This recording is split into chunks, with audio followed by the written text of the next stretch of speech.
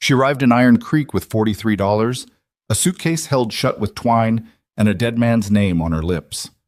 The man she'd crossed 3 states to marry was already in the ground, and the town that was supposed to welcome her wanted her gone before sundown. But then she walked into that council meeting. 3 little girls sat in the front row, backs straight, eyes dry, pretending they weren't terrified. And Eliza Rowan, broke, homeless, and alone, did the one thing nobody in that room had the nerve to do. She raised her hand. If this story already has you hooked, hit that like button right now, drop your city in the comments, and let me see just how far this story travels.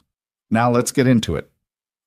The stagecoach rolled into Iron Creek on a Thursday morning in late October, and Eliza Rowan was the only passenger who stepped down without someone waiting for her on the other side. She stood on the edge of the wooden platform and let the dust settle around her boots while the driver heaved her suitcase down from the roof. The twine she'd knotted around the latch 3 weeks ago in Missouri was still holding, just barely. The suitcase hit the ground and a corner buckled inward. She picked it up without looking at it. Iron Creek was not what she'd imagined. She wasn't sure what she'd imagined exactly. Something more hopeful, maybe. The main street ran maybe 400 yards before it gave up at the base of a clay-colored ridge. The buildings were mostly raw lumber and weather stain. A few had painted signs. Most didn't bother. The sky above them was the flat, ungenerous gray of early winter, trying to make up its mind. A woman with a market basket on her arm slowed when she passed Eliza and looked her over. The way people look at something unfamiliar, not hostile, not welcoming, just assessing. Then she kept walking. Eliza shifted the suitcase to her other hand and pulled a folded letter from her coat pocket. She'd read it so many times the paper had gone soft at the creases. The handwriting across the top belonged to a man named Douglas Pell. "Come by October 15th if you intend to honor the arrangement," he'd written in the flat, careful script of someone who didn't write many personal letters.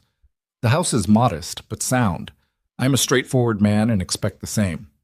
She had written back that she intended to honor the arrangement. She had sold her mother's sewing table to buy the ticket. Douglas Pell had died of a chest fever on October 9th. She'd learned this from a telegram she received at a way station in Kansas 4 days into the journey. She'd read it twice, sitting on a wooden bench while a stranger's child threw peanut shells at the floorboards nearby. Then she'd folded it into her pocket and gotten back on the next stage west because she had nowhere else to go. There was a man leaning against the post office doorframe with a toothpick in his teeth, watching her with the idle curiosity of someone who had nothing better to do. She walked toward him. "Excuse me," she said. "I'm looking for the council hall." He moved the toothpick to the other side of his mouth. "You the woman was supposed to marry Doug Pell?" News moved fast in small towns. She'd forgotten that. "Yes. He's dead." "I know he's dead." The man looked at her suitcase, then back at her face, then pushed himself off the doorframe with his shoulder. "Council hall's up at the end, the painted blue door," he pointed.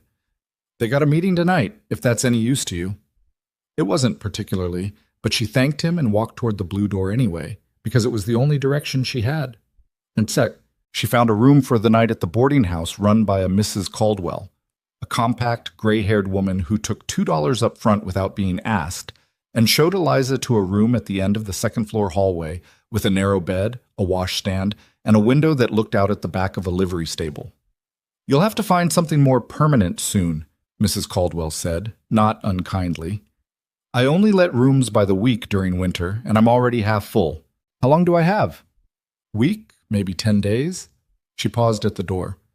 "I'm sorry about Douglas. He wasn't a warm man, but he was reliable. That counts for something out here." Eliza set her suitcase on the bed. "It does," she said. After Mrs. Caldwell left, she sat on the edge of the mattress and did the arithmetic she'd been avoiding since Kansas. $43. The room was $2 a night. Train fare back east was money she didn't have, even if she wanted to go, which she wasn't sure she did, because there was nothing back east except a rented room that had already been let to someone else and a string of small failures she wasn't eager to return to. She was 31 years old. She had a teaching certificate from the state of Missouri that was 2 years out of date. She had a suitcase of winter clothes and a few books and her mother's silver hairbrush that she'd refused to sell. She lay back on the bed and stared at the ceiling and tried to think practically, the way she'd always told herself she was capable of thinking when things got bad. The ceiling had a water stain shaped vaguely like a hand. She thought, find work. Find something. She fell asleep before she could think what. The council meeting that Thursday evening was held in a low-ceilinged room behind the assayer's office. About 20 people packed the benches, ranchers, shopkeepers, a few women who sat together near the back wall. Eliza took a seat on the end of a bench near the door because she wasn't sure she was supposed to be there and wanted the option to leave without making a production of it. She hadn't come for any particular reason. She'd come because Mrs. Caldwell had mentioned it at supper and because the alternative was sitting alone in her room with the arithmetic. The 5 men at the table in the front were the town council. She gathered their names gradually from the way people addressed them. Harmon Keach, who appeared to be the head of the council and had the bearing of someone who'd been told he was important often enough to believe it. Rudolph Finch, the land commissioner, who was younger and wrote things down constantly. 3 others whose names she caught only partially. The first 20 minutes were about fence disputes and a new assessment on water usage. She paid half attention. Then a man named Gerald Moody stood up from the back of the room and spoke, and the whole quality of the room changed. "We need to settle the matter of the Calloway girls," Moody said. He was a heavy-set man with close-cropped gray hair and the particular authority of someone who served on committees. "The house burned in August. The parents have been gone 3 months. The estate is in debt. There's no family to take them in, and the town can't leave 3 children in limbo indefinitely." Eliza shifted on the bench and looked toward the front row. She had noticed the girls when she sat down, and then let her eyes move away without thinking much about it. 3 children sitting very straight and very still in a row, the way children do when they're trying not to draw attention to themselves. Now she looked at them properly. The oldest was maybe 12 or 13, dark hair pulled back with a strip of cloth. She was sitting with her arms crossed over her stomach, not in an angry way, just the way you fold your arms when you're cold and trying not to show it. Her face was blank in a manner that was too controlled to be natural, the blankness of someone who has been told to hold themselves together and is doing it by sheer will. The middle girl was younger, 8 or 9, with her hair in 2 braids that someone had done carefully this morning, the way you do a child's hair when you want them to look presentable for something important. She was holding the hand of the youngest, who was small, maybe 5 or 6, and who had fallen asleep against her older sister's arm with her thumb in her mouth. Eliza watched them and felt something settle in her chest. Not sentimentality, exactly. Something more specific than that. "The proposal on the table," Keach said from the front, shuffling papers, "is to place each girl with a family in the valley who has agreed to provide room and board in exchange for work assistance in the household." "Separate families?" someone in the back row asked. "That's the arrangement." The oldest girl's arms tightened across her stomach. She didn't look up. "Hazel Calloway is old enough to be useful in a kitchen or with livestock," Moody said, and the word useful landed in the room like a stone dropped in water. "Clara's placement is with the Heinrichs, who have 4 children of their own and could use help. And the youngest—" "Her name is May," the oldest girl said. The room went quiet. Hazel Calloway was looking straight at Gerald Moody with an expression that was perfectly composed except for 2 spots of color high on her cheeks. "Her name is May, not the youngest." Moody looked at her the way adults look at children who've said something inconvenient. "Hazel, and my sister Clara is afraid of strangers. She doesn't do well when—" Hazel stopped. She pressed her lips together. Something moved across her face that she pulled back quickly, and she looked down at her hands. Clara, sitting next to her, had gone very still. The little one, May, slept on. Eliza heard herself speak before she decided to. "Wait," she said. Several heads turned. She was still sitting on the end of the bench near the door, and she became suddenly conscious that she was wearing her traveling clothes, which were dusty, and that nobody in this room knew who she was. Keach frowned at her. "I'm sorry, ma'am, but this is a council proceeding. I understand." She stood up. Her heart was going faster than she'd have liked. "My name is Eliza Rowan. I arrived today. I was intended for Douglas Pell." The room shifted. She saw the recognition move through it. I'm sorry for your loss, Keach said, in a tone that suggested he was also sorry for the complication. I'd like to offer an alternative proposal, Eliza said, regarding the girls. But she hadn't planned any of this. That was the thing she kept coming back to later, in the days and weeks that followed. She had not walked into that meeting with a plan. She'd walked in because she had nowhere else to be. But she stood up in that low-ceilinged room with 20 strangers looking at her, and she heard herself make the case as clearly as she could, which was not very clearly, because she was making it up as she went, and her mouth was slightly ahead of her thinking. She said she was a capable woman. She said she had a teaching certificate and experience managing a household. She said the girls deserved to stay together, and that separating them, parceling them out to 3 different families as household labor, was not a solution. It was just a way of not solving the problem. Moody said, "With respect, Miss Rowan, you arrived this morning without a home or a husband or visible means of support." "I know what I arrived without," she said. "And you're proposing to take on 3 children?" "I'm proposing to keep 3 children together." "On what income? Where? You'd be living on what exactly?" She had not thought about this part. She stood in front of 20 people and did not have an answer to that question, and the silence stretched out long enough that she started to feel the heat coming up the back of her neck. "The Calloway homestead," said a quiet voice. She turned. It was the older woman from the back row, maybe 60, with steel-gray hair and a face that had been weathered into something durable. She was looking at Eliza steadily. "The property's in debt," the woman continued, talking to the room more than to anyone specific. "But it hasn't been foreclosed. The girls are the legal heirs. If someone takes legal guardianship, they take the ranch with it. Land, debt, and all." She paused. "The house burned down, but the land is still there." Keach said, "Mrs. Pratt, nobody wants to take on a burned-out homestead with back taxes." "Then there's your answer about why these children have been sitting in limbo for 3 months," Mrs. Pratt said, and the room went quiet again. Eliza looked at the girls. Hazel was looking back at her now with an expression that was impossible to read. Not hopeful, not distrustful, just watchful. The way you look at something that might matter and you haven't decided yet. "I'll take the guardianship," Eliza said, "and the land." The sound in the room was not quite murmuring and not quite silence, something between. Finch, the land commissioner, looked up from his papers. "Miss Rowan, the homestead has outstanding taxes dating back 18 months. You'd be taking on that debt." "I understand." "The house is a ruin. You'd have no shelter." "There are outbuildings," Mrs. Pratt said from the back. "The barn's still standing, I believe." "You'd be taking on 3 children with no income source in winter." "I know," Eliza said. Keach looked at her for a long moment. She couldn't tell if he was trying to talk her out of it or simply assessing whether she was serious. "This isn't a decision to make lightly. You've been in this town for what, 6 hours?" "7, she said. "I've been thinking about it the whole time." She hadn't been thinking about it at all, but it sounded better than the truth. The paperwork took 2 days. Finch was meticulous, and there were forms she had to sign in triplicate, and Keach kept finding things that needed to be verified or clarified, in the way that bureaucrats find complications when they're not entirely comfortable with a decision but can't find grounds to block it outright. On the 2nd day, Eliza sat across from Finch's desk while he read through the deed transfer for the 4th time, and she looked at the map tacked to his wall. The valley laid out in clean lines, properties marked in different inks. The Calloway land sat near the northern edge, a rectangle of maybe 80 acres that backed up against a ridgeline. She'd never seen it.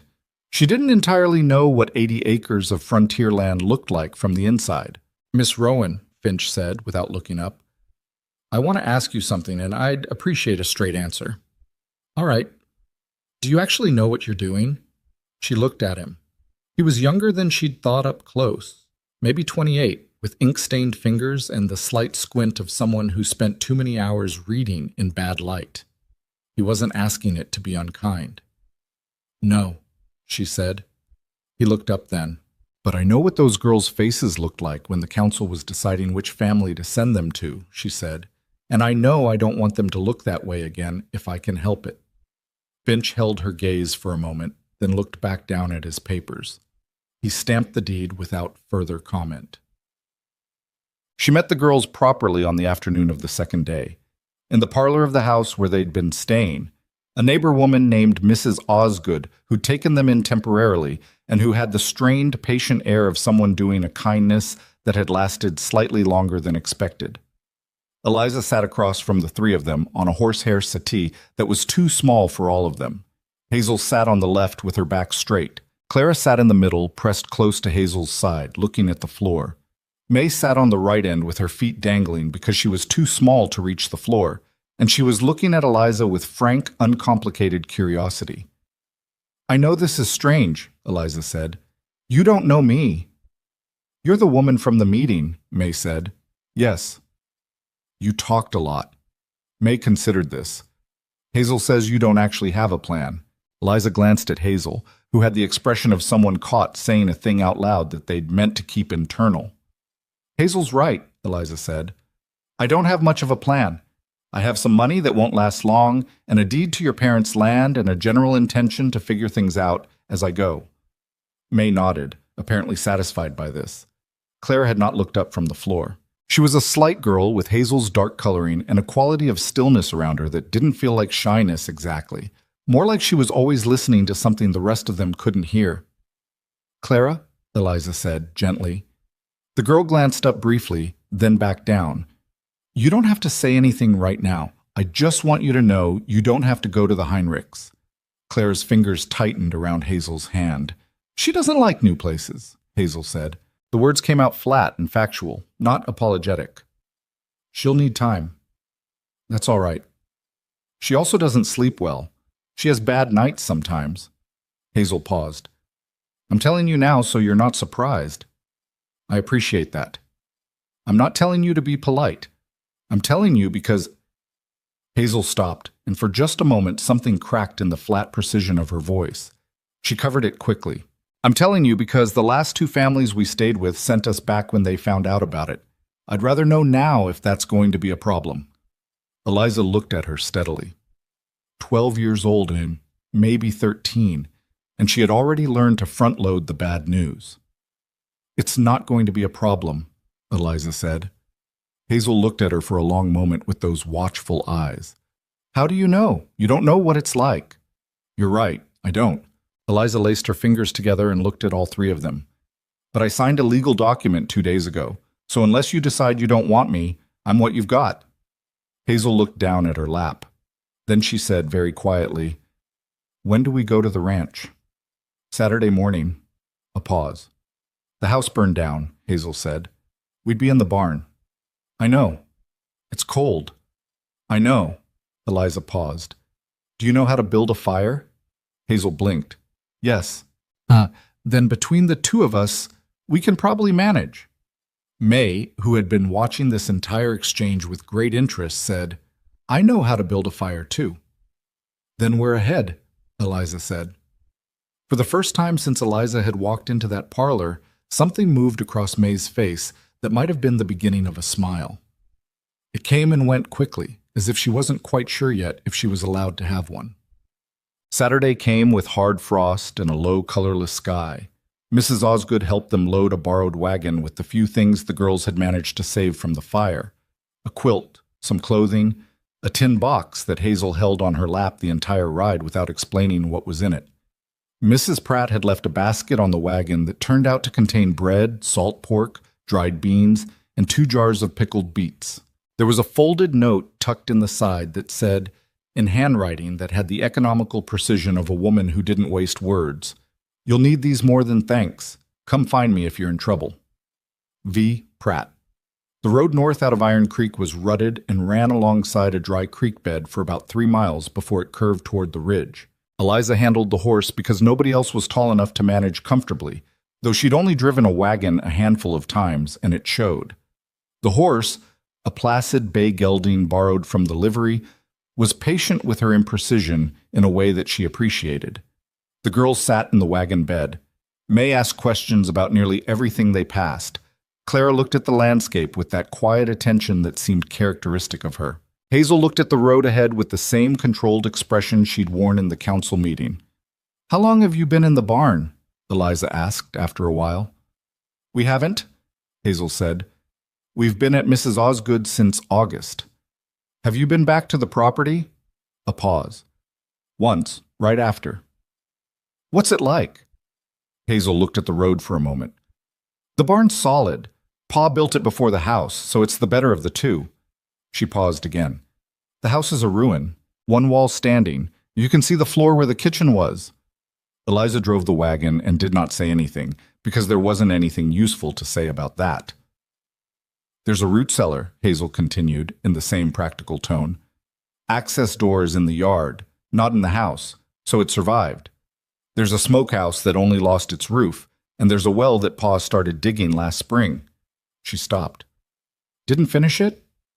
No. Something shifted in Hazel's voice just slightly. He stopped in July. He got busy with something else. Then things happened. She said things happened the way someone says it when they're not ready to say what the things were. Eliza let it rest. The first sight of the Calloway homestead was, if she was honest with herself, worse than she'd expected.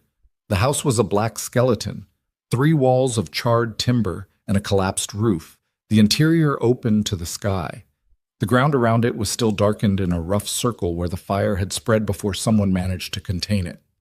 One stone chimney stood fully intact in the center of the ruin, which was almost worse than if it had fallen too, because it looked like a gravestone. The barn was, as Hazel had said, solid, old gray wood, sound roof, a wide door that opened stiffly but opened. Inside there were stalls that hadn't held animals in months, a loft full of hay that smelled faintly of dust and old summers, and a wood stove in the corner that Eliza crouched in front of for a long minute, inspecting the flue. It works, Hazel said from the doorway. Pa used it when he was doing late work in here. Eliza stood up. The barn was cold, but not brutal, insulated by the hay and the old wood in a way the open air outside wasn't. They could make it work. It wasn't a house, but they could make it work. She stood in the middle of the barn floor, May hovering close to her elbow, Clara standing just inside the doorway, and thought about the arithmetic again. Different arithmetic this time. Wood, food, water. There was a hand pump near the yard that Hazel said still worked. Weeks until winter hit properly. $41 and change. She thought about the unfinished well, about the tin box Hazel still hadn't put down. All right, she said. Let's get the stove going. That first night in the barn was the kind of cold that settles into your bones by midnight and is still there in the morning. Eliza woke twice, once to add wood to the stove, once because Clara made a sound in her sleep that brought her upright before she was fully awake, hand reaching for nothing. The sound stopped before she could do anything about it.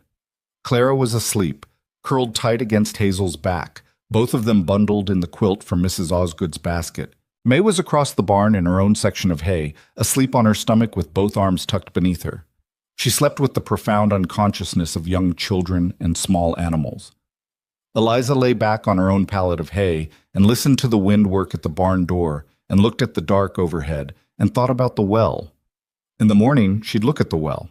In the morning, she'd figure out what came next. For now, she pulled her coat tighter and closed her eyes and listened to the 3 small sounds of breathing around her, and the wind outside, and the land that was, somehow, improbably, through a decision she still wasn't sure she understood, hers, theirs, hers and theirs. She held on to that small distinction as she drifted back towards sleep, not knowing yet that the land beneath her, this burned and indebted and seemingly worthless stretch of frontier ground, was worth more than anything else in the valley.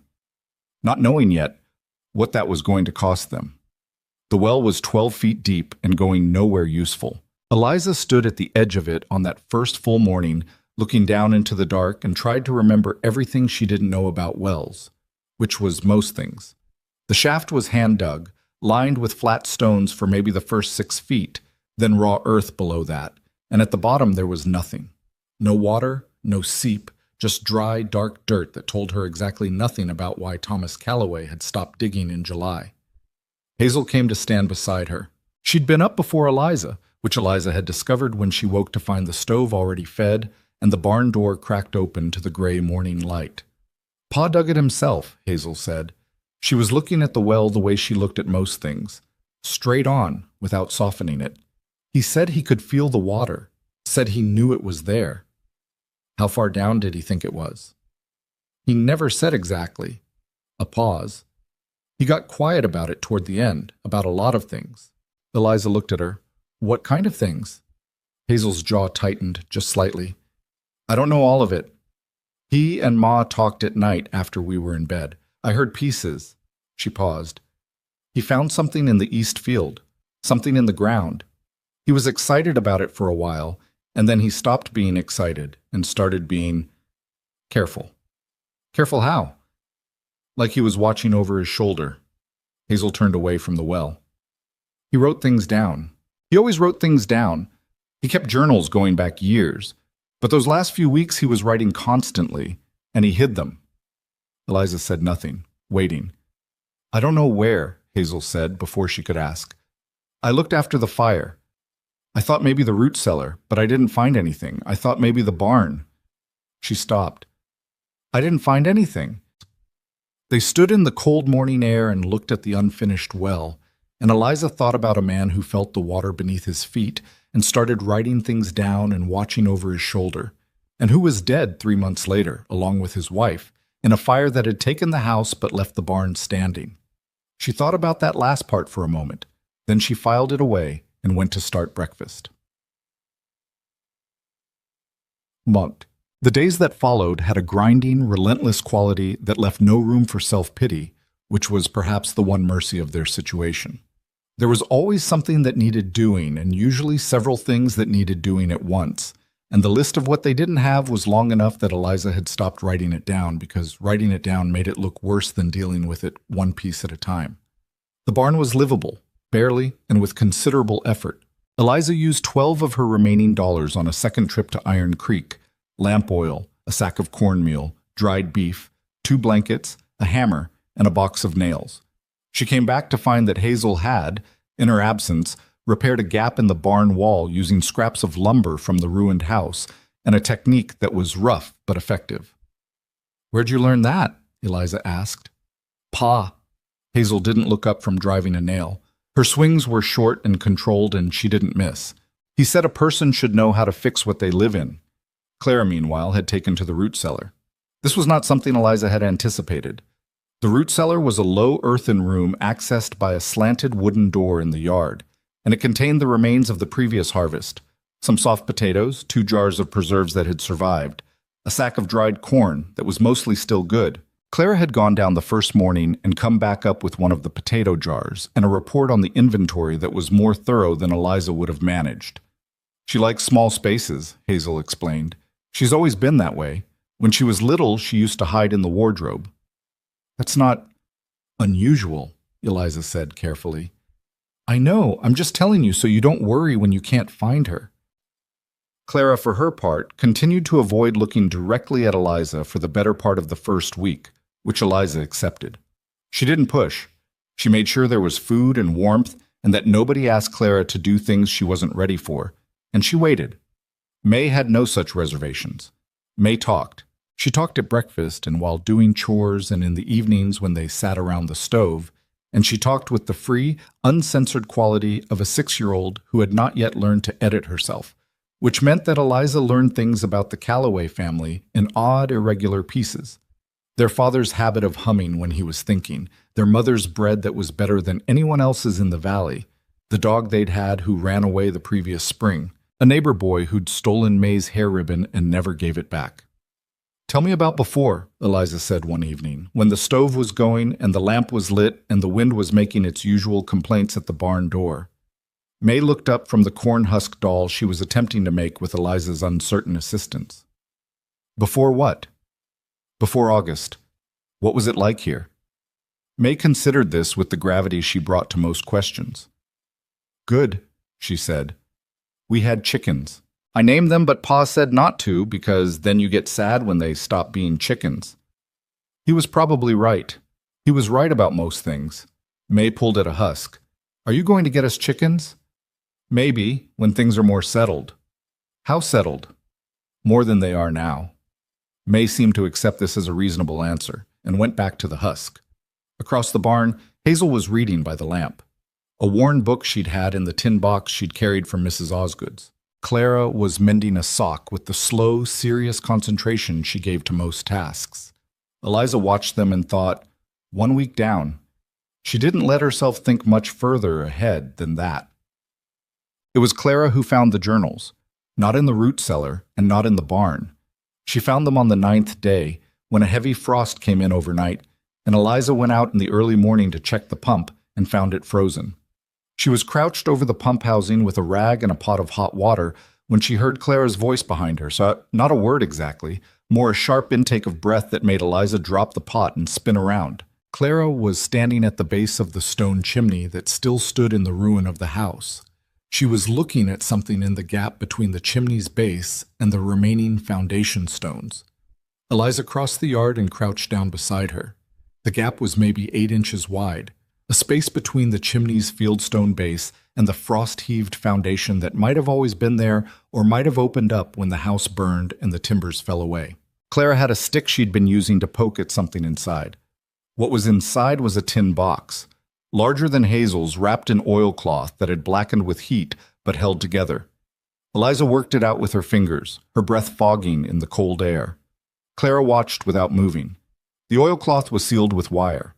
Eliza got the wire off and unwrapped the cloth and opened the tin and looked at what Thomas Calloway had considered worth hiding behind a chimney and wrapping in oilskin.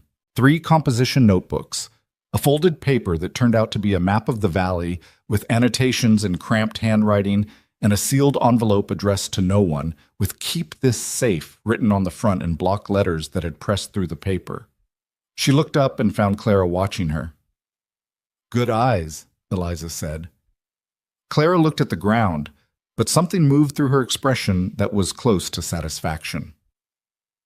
She waited until the girls were asleep that night. Then she sat by the lamp with the tin's contents spread on the barn floor and read. Thomas Calloway had been a methodical writer, not eloquent, not dramatic, just a man writing down what he observed in the same careful way he probably built walls or laid fence posts. The first notebook covered the previous 2 years, mostly agricultural notes, weather records, prices at the market. She skimmed through. The second notebook started in April, and about halfway through it, the handwriting changed. Not dramatically, he didn't suddenly write faster or messier, but the observations started to cluster around a specific subject, and the entries got longer. April 14th. Digging the new well in the east corner. Hit a layer of blue clay at 9 feet that doesn't match anything I've seen before. The moisture content in this clay is unusual, wetter than it should be at this depth given the dry conditions above. April 22nd. Water seeping through the clay layer overnight. Not a trickle. Significant seep. I've started collecting it. This is not a surface water issue. This is coming from below. May 3rd. I've been thinking about this and I think I need to look into it further before I tell anyone. The water table in this valley is supposed to be exhausted. That's been Granger's position for 2 years, which is why he pushed through the water usage assessment. But if there's a subsurface reservoir under this property, that changes things considerably. Eliza stopped. She turned back and read that paragraph again. Then she kept going. May 11th. I've done more measuring. The seep is consistent and has actually increased over the past week. I think the reservoir is substantial. I don't know how large. I need someone with the right knowledge to assess it properly. I've been trying to think of who I can trust with this, and I keep coming back to the same problem. Anyone who knows what this means will also know what it means for Granger. May 20th. I found something in the land records that I wasn't supposed to find. I don't think it was supposed to be findable. It was buried in the reassessment filings from 18 months ago, but the original recording is still in the Territorial Archive. Granger's land commissioner has been filing amended deeds. The amendments changed the water rights language in a way that would transfer subsurface water rights to the Granger Consolidated Holdings without the original landowners knowing. It's been happening for 3 years. I don't think most of the families in this valley realize what they signed. Eliza sat back on her heels. The lamp threw a circle of yellow light across the barn floor. Outside, the wind had settled into a low, constant pressure against the walls. She looked at the sealed envelope with "Keep this safe" on the front. Inside was a single sheet of paper that turned out to be a notarized copy of 2 land records, the original filing and the amended version side by side, with the differences circled in ink. The notarization was dated June 3rd, and the notary was a man in the territorial capital whose name she didn't recognize. Thomas Calloway had ridden to the territorial capital to get those documents notarized, and 6 weeks later he and his wife were dead in a house fire, and his 3 daughters were sitting in a council meeting waiting to be parceled out like household goods. She folded the papers very carefully and put them back in the tin. She told Hazel in the morning, not everything, not all at once. She thought about how to tell it and decided the straightforward way was probably the only one that would work with Hazel, who had a finely calibrated sense for when adults were managing her. She laid the notebooks and the map and the envelope on the barn floor between them and said, "Your father found something. I think that's what you were trying to tell me about him being careful." Hazel looked at the materials for a long moment. Then she sat down cross-legged on the barn floor and pulled the second notebook toward her without asking permission. She read for a while without speaking. May had gone to the root cellar with Clara, which Eliza was quietly grateful for. "Granger," Hazel said finally. She said the name the way you say the name of a thing you already knew was wrong but didn't have words for. "You know him." "Everyone knows him. He owns the mill, the water assessment contracts, half the grazing leases in the Southern Valley." Hazel set the notebook down and looked at Eliza with an expression that was older than it should have been on a 13-year-old face. "He came out here once, last summer, before the fire. He and Pa talked out in the yard. I watched from the barn." "What happened?" "I couldn't hear everything. Pa's voice stayed quiet. Granger's didn't." She paused. Granger pointed at the east field at one point, and Pa said something. I caught the last part. He said, "This land belongs to my family, and what's under it does too." Eliza let that sit for a moment. "Granger left," Hazel continued. "Pa came back inside, and he didn't say anything about it. But that night he moved the tin box." "You saw him." "I wasn't asleep." Hazel looked at her hands. "I didn't say anything because he'd want me to pretend I hadn't seen. He was like that. He didn't want us to worry." Her voice went flat on the last sentence in a way that made it clear she understood now what the not worrying had cost. Eliza said, "I need you to understand what this is. If your father's right, if this reservoir is what he thought it was, then this land is worth considerably more than it looks. And Granger has been trying to position himself to own whatever's under it by changing the deed language. Yes." "Is that illegal?" "Falsifying land records is fraud, yes." Hazel was quiet for a moment. "So what do we do?" Eliza pulled the map toward her and unfolded it. Thomas Calloway had marked the east field, the well location, several geological notes along the ridge. "First thing is the well. I want to finish what your father started. If the reservoir is real, we need to be able to demonstrate it, not just have notebooks saying it exists." "That'll take weeks." "Probably." "We don't have weeks before the tax assessment is due." Hazel said it quietly, not accusingly, just stating the arithmetic. "I know." Eliza smoothed the map with her palm. "How much do you know about digging wells?" Hazel gave her a look. "I'm 13. Your father taught you to build walls. I'm asking about wells." A pause. "Some. He let me help for the first couple of days before Ma said it was too dangerous." She looked at the map. "I know where he stopped. I know what he was seeing in the soil." "Then you can show me." Hazel looked at her for a moment. That same watchful, measuring look she'd had in the parlor at Mrs. Osgood's. "You really think we can do this?" It wasn't quite a question. "I think your father got close enough to the right answer that people wanted him dead for it," Eliza said. "That seems like a good reason to finish what he started." They began digging on a Tuesday, Eliza and Hazel alternating while Clara and May managed the household tasks, the cooking, the wood, the daily pump run to the yard.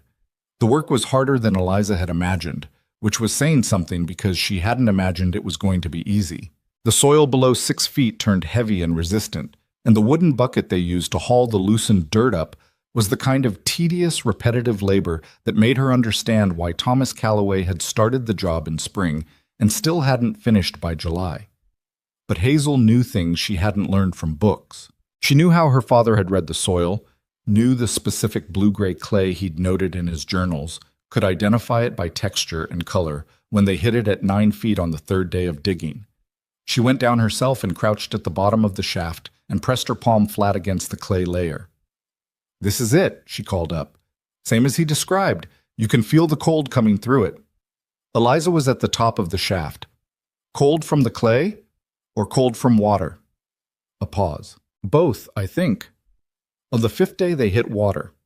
Not a trickle, not a seep. A genuine surge that came up through a fracture in the clay layer and filled the bottom of the shaft faster than Eliza had ever seen in the 2 surface wells she'd helped dig years ago in Missouri. She was down in the shaft herself when it happened, and the water came in around her boots, and she stood very still, her hand on the stone wall, and looked at what Thomas Calloway had given his life to find. "Eliza!" Hazel's voice came down from above. "It's here," Eliza called back. Her voice came out steadier than she felt. "It's here, Hazel." There was a moment of silence from above. Then, "How much?"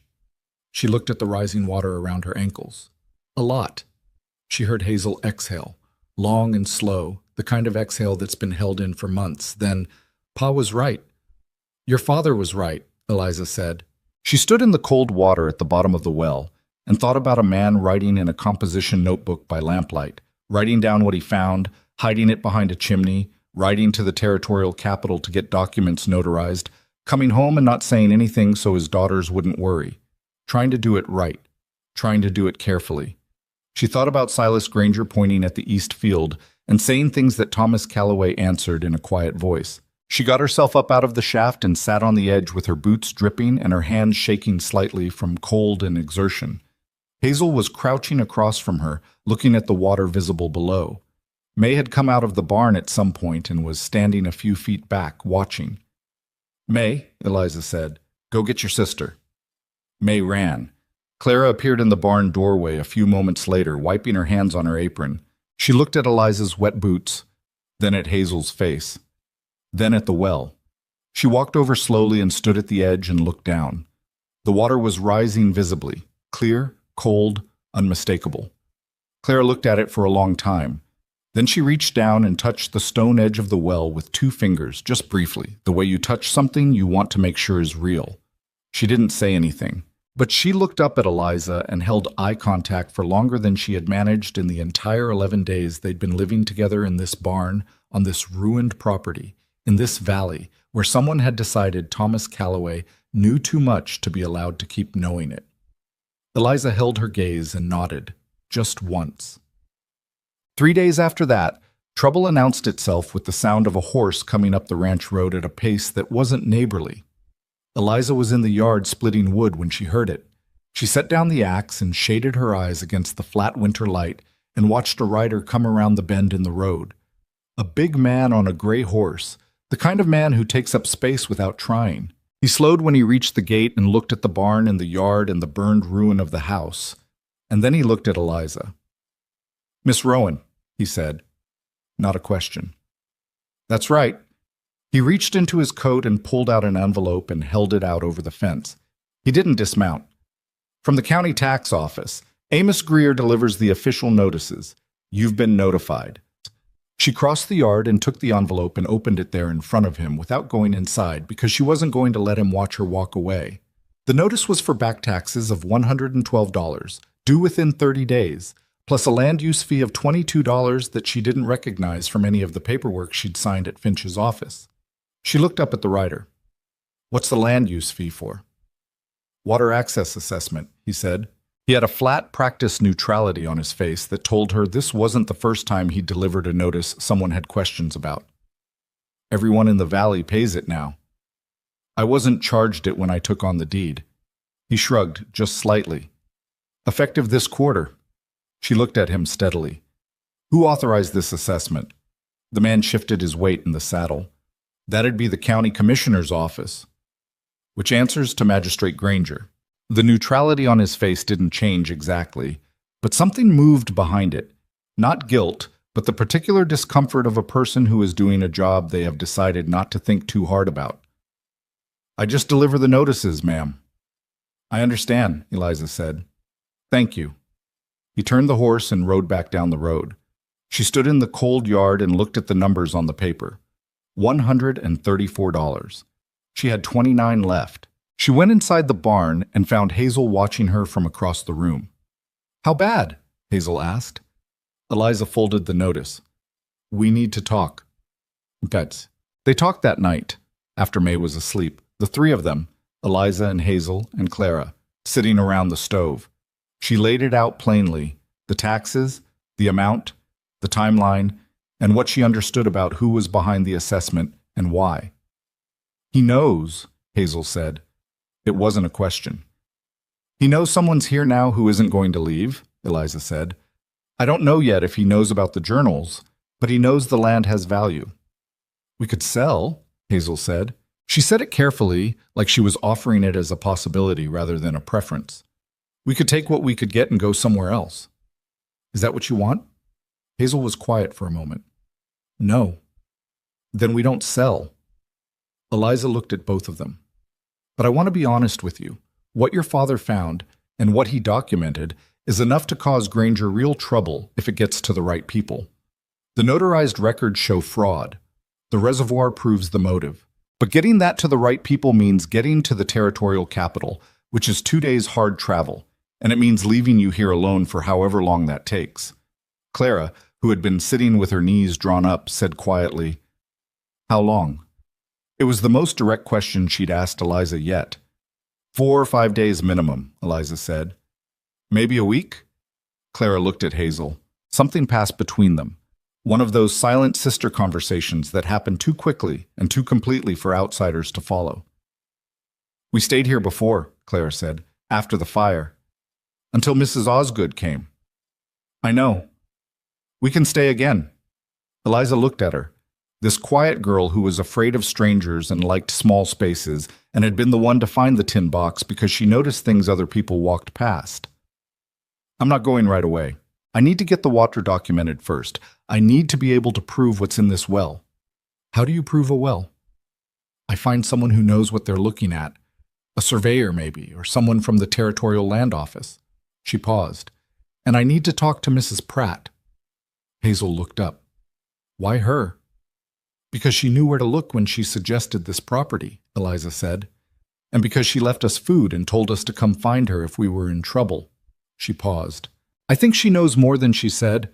I think she's been waiting to see whether we'd last long enough to be worth knowing more." Hazel considered that. Then, "She came to the funeral. She was the only person outside the immediate neighbors who did." "Thomas Calloway's funeral?" "Yes. She stood at the back and she didn't speak to anyone." Hazel's voice was careful. "Ma noticed. She said afterward that she didn't know Mrs. Pratt well, but she'd always thought she was the kind of woman who saw things clearly." Eliza thought about a steel-haired woman at the back of a funeral, standing apart, watching, seeing things clearly. "I'll go see her tomorrow," she said. "What?" She went in the morning, alone, riding the borrowed bay horse into Iron Creek in the thin, early winter light. She found Mrs. Pratt's house on the western edge of town, a small, well-kept place with a garden that had been put to bed properly for the season, and a porch that had a good chair on it, the kind you buy because you intend to sit and think. Mrs. Pratt opened the door before Eliza knocked, which suggested she'd been watching the road. "I wondered when you'd come," the old woman said. She stood back to let Eliza in. The inside of the house was clean and spare, a bookshelf on one wall, a work table covered in papers. Mrs. Pratt poured coffee without asking if Eliza wanted it and set it in front of her at the kitchen table and sat across from her with her own cup and looked at her the way she'd looked at her in the council meeting. Direct, assessing, not unkind. "We found the well," Eliza said. Mrs. Pratt nodded slowly. "Thomas always said he'd find it. You knew him. For years, before Granger's people made it socially complicated to be friends with someone who was asking the wrong questions." She set her cup down. "Did you find the journals too?" "Yes." Mrs. Pratt exhaled through her nose. It sounded like relief. "He told me he'd hidden them somewhere fireproof. He didn't say where." She looked at Eliza steadily. "How much did you read?" "All of it." "Then you understand what we're dealing with." "I understand that Granger has been running a fraud scheme on the water rights for 3 years, and that Thomas Calloway was the only person who managed to document it, Eliza said. I understand that Thomas Calloway is dead. She paused. What I don't understand is why nobody else has done anything about it. Mrs. Pratt wrapped both hands around her coffee cup. She was quiet for a moment. Fear, she said finally. Granger doesn't threaten people directly. He doesn't have to. He controls the water assessments, which means he controls who can run cattle and who can't. He controls the mill contracts. He controls the county commissioner's office. She paused. People have families. People have debts. People have decided it's easier to pay what he asks and keep their heads down. But you haven't. I'm old, Mrs. Pratt said. I've already lost most of what he could take, and I've been waiting for someone to come along who had less to lose than sense. She looked at Eliza. You took on 3 orphan children and a burned homestead. You're either very brave or very foolish. Probably both, Eliza said. Something shifted in Mrs. Pratt's face. Not quite a smile, but close. Yes, probably both. She stood and went to the bookshelf and came back with a folded document that she laid flat on the table between them. I've been holding on to this for 3 months. I didn't know who to give it to. Thomas brought it to me the week before the fire because he needed someone outside the county to have a copy. Eliza unfolded it. It was another notarized copy, different from the one in the tin, but related. A deed amendment from 2 years ago, with the same pattern Thomas had noted in his journals. The original subsurface rights language replaced with a transfer clause in the amended version. This is the Hennessy property, Mrs. Pratt said. They sold last winter. Took a price that seemed fair at the time. They didn't know they'd already lost the water rights 6 months before Granger approached them to buy. Eliza stared at the document. He's been stripping the water rights first, then buying the land at depressed prices. For 3 years, at least. Mrs. Pratt sat back down. The reservoir under the Calloway property is the largest in the valley. Thomas believed it connected to subsurface aquifers running the length of the ridge. Whoever controls that water controls everything in this valley for the next 50 years. Eliza sat with that for a moment. Then, I need to get to the territorial capital. Yes, you do. I need someone to document the well first, someone official. There's a land surveyor out of Miller's Crossing who's not under Granger's thumb. His name is Ben Cutter. He owes me a favor. She said it with the dry matter-of-factness of a woman who has spent decades building the kind of relationships that are useful when things go wrong. I'll send word today. And while I'm gone, Eliza stopped. The girls, Mrs. Pratt said. Yes. I'll look in on them. I'll also send my neighbor's son, Caleb, he's 17 and capable, to stay nearby in case anyone decides to apply pressure while you're traveling. She looked at Eliza steadily. Granger's going to find out you've been digging. He may already know. I know. This isn't going to be easy. I know that too. Mrs. Pratt picked up her coffee cup. She looked out the window at the pale winter light on the street outside.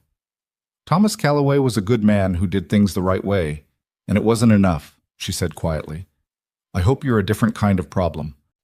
Eliza looked at the document spread on the table between them, the careful, stubborn evidence of a dead man who had seen something true and written it down and hidden it and ridden to the capital and still not managed to survive long enough to use it. I'm going to try to be, she said. She picked up the documents and folded them carefully and put them inside her coat, next to the copies from the tin box, next to her own heart, which was beating faster than she'd have preferred, but beating steadily. Outside, the wind was picking up from the north, the kind of wind that meant real winter was coming. She had 30 days until the taxes were due, $29 to her name, and a well full of water that a man had died to find. It was going to have to be enough. Ben Cutter arrived on a Wednesday, 2 days after Mrs. Pratt sent word, riding a mule that looked older than both of them combined, and carrying a leather satchel of surveying equipment that clinked and rattled with every step the mule took up the ranch road. He was a short man, maybe 55, with a white beard that he kept trimmed close and the permanent squint of someone who'd spent 30 years looking at things through instruments. He introduced himself to Eliza with a handshake that was brief and businesslike, and then immediately wanted to see the well, which she appreciated. Hazel showed him. She walked him to the east field and stood at the edge of the shaft and told him what her father had noted at each depth: the clay layer, the fracture point, the rate of the initial surge. She had the second notebook in her hand and read from it when her memory needed backing up. Cutter crouched at the well's edge and looked down and asked Hazel 2 questions about the soil composition and one about the direction of the ridge drainage, and she answered all 3. He looked at her sideways afterward. "How old are you?" 13, Hazel said. "Your father teach you this?" "Some. The rest I figured out." Cutter looked back at the well. He lowered a measuring line, took readings, made notes in his own small book. He walked the perimeter of the east field with a device Eliza didn't recognize, stopping every few yards, crouching, standing again. It took the better part of the morning. At noon they sat on the fence rail near the yard and ate the bread and salt beef Eliza had brought out, and Cutter looked at the land around them with an expression that was harder to read than most. "Thomas Calloway was right," he said finally. "The subsurface formation here is consistent with a substantial confined aquifer, not just a pocket, a connected system. If it runs along the ridge the way his notes suggest, the water yield from this property alone could supply the whole northern valley in a dry year." Eliza looked at him. "How certain are you?" "Certain enough that I wouldn't want to put my name on paper saying otherwise." He paused. "I've seen Granger's water assessment reports. I saw them 2 years ago when they started making the rounds. I knew they were wrong then. The geology doesn't support the conclusion that the valley water table is exhausted. I said so to one person and was told very clearly that I was mistaken." He said the last word with a flatness that indicated he had not, in fact, been mistaken. "Granger told you that?" "His land commissioner did. Finch." He glanced at her. "The young one with the ink-stained fingers." Eliza thought of Rudolph Finch sitting across his desk from her, reading the deed transfer for the 4th time. "Do you actually know what you're doing?" he'd asked. And when she'd said no, he'd stamped the deed without further comment. "Is Finch part of it?" she asked. Cutter was quiet for a moment. "I don't know. He might be in it deliberately. He might be doing what he's told because he needs the job. There's more of the second kind than people like to admit." He looked at his notes. "What matters right now is the documentation. I'll write up a formal survey assessment. That's what you need for the Territorial Land Office. It needs to reference Thomas Calloway's original notes and corroborate the geological findings." "How long will that take?" "I can have a draft done tonight if I stay, which I'm willing to do." "There's room in the barn," Eliza said. She paused. It's a barn," Cutter said. "I've slept in worse." But Cutter stayed 2 nights. He slept in the loft and worked by lamp until late each evening, and on the second morning he came down from the loft with 12 pages of formal survey documentation and a hand-drawn geological cross-section that showed the aquifer formation beneath the Calloway property in the kind of careful, credentialed detail that was hard to argue with in front of people who made decisions based on paper. He gave the documents to Eliza at the barn door with the mule already saddled behind him. "The Territorial Land Office is in Harmon City," he said, 2 days' ride southwest. "You want the Division of Natural Resources. Ask for the director or his deputy, not the front desk. Front desk loses things." He paused. "There's a territorial judge named Harlan Moss who's been on the bench for 20 years and hasn't been bought yet. If you can get an audience with him as well, do it." "How do I get an audience with a territorial judge?" "You walk in and you ask for one, and you don't leave until they give you a time." He looked at her steadily. "You seem like someone who's capable of that." She tucked the survey documents into the satchel she'd been assembling over the past 2 days. Cutter's survey, Thomas Calloway's notarized copies, Mrs. Pratt's deed amendment, the composition notebooks, a letter she'd written herself laying out the timeline of events as she understood them in the plainest language she could manage. Everything together made a packet about an inch thick that she'd wrapped in oilcloth and tied with cord. "One more thing," Cutter said. He reached into his coat pocket and handed her a folded card. "This is the name of a man who keeps a room at the boarding house in Harmon City. He's a correspondent for the territorial newspaper. His name is Walt Deering. If the land office and the judge both turn you away, which they won't, but give him what you have. He can't fix it legally, but he can make it very uncomfortable for people to keep ignoring it." Eliza looked at the card. "You've thought about this before." I thought about it 2 years ago when I should have done something about it, Cutter said. I didn't. I talked myself out of it. He picked up the mule's reins. I'm not in a position to fix that, but I can help you not make the same mistake. He rode off down the ranch road without looking back. Eliza stood in the yard and watched him go, and then went inside to tell the girls she was leaving in the morning. The conversation was harder than she'd expected, which was saying something because she hadn't expected it to be easy. May cried. Not loudly, not dramatically.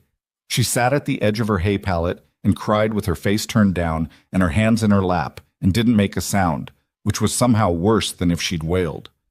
Eliza sat next to her and put an arm around her and felt the smallness of her shoulders, all that were packed into such a small frame. I'll be back in a week, Eliza said. Maybe less. You don't know that, May said, into her own lap. You're right. I don't know exactly, but I know I'm coming back. Pa said he'd be home for supper. May wiped her face with the back of her hand. He was just going to the east field. Eliza didn't say anything for a moment. There wasn't a good answer to that. She just kept her arm around May's shoulders and let the silence be what it was. Hazel was the one who got practical about it, the way Hazel got practical about most things that hurt. She channeled it directly into logistics. She wanted to know the route, the timing, what to do if someone came to the property while Eliza was gone, whether Caleb from Mrs. Pratt's neighbor's farm would actually show up, what to do if the pump froze again. Eliza answered everything she could. She went over the emergency money she'd set aside, $7 in a tin under the hay, enough for food if something went wrong.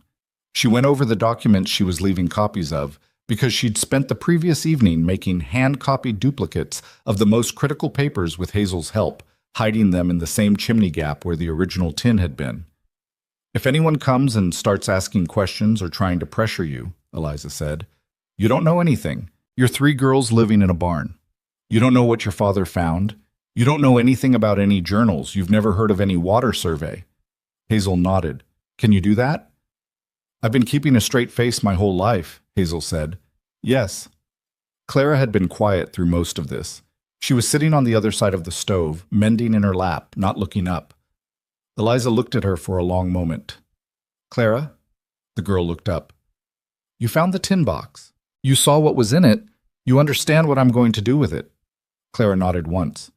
If something goes wrong while I'm gone, if someone comes here who frightens you, if something happens that feels dangerous, you take May and Hazel and you go to Mrs. Pratt. You go directly there and you don't stop for anything. Another nod. Do you know the way? I walked it once, Clara said quietly, with Hazel last fall. Good. Eliza looked at all 3 of them. I need you to hold things together here. I know that's a lot to ask. It's not, Hazel said. It is. I know it is. I'm asking anyway. Hazel looked at her with those steady, 2 old eyes. Go, she said. We'll be here when you come back. So she left before first light on a Friday morning, riding a horse she'd borrowed from Mrs. Pratt, a sturdy roan mare named Bess who had the slightly annoyed temperament of a horse that knew its own mind and tolerated human plans as long as they were reasonable. The oilcloth packet was in the saddlebag. Cutter's survey was on top. The road south out of Iron Creek was better than the northern road to the ranch, which wasn't saying much. It was wagon-rutted and river-crossed and ran through 2 passes that were cold enough in mid-November to make her grateful for the wool coat she'd packed. She rode hard the first day and covered more ground than she'd expected, reaching the first way station, a single-room trading post called Ardell's, by late afternoon. Ardell himself was a big, taciturn man who sold her a bowl of something hot and a place to sleep on a bench for 50 cents and asked no questions, which was exactly what she needed. She lay on the bench in the dark and listened to the fire settle and thought about what she was going to say when she got to Harmon City.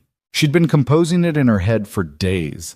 The argument, the sequence, the way to make people who dealt in abstractions like land law and regulatory oversight understand that what had happened to Thomas Calloway had happened and was still happening and needed to stop.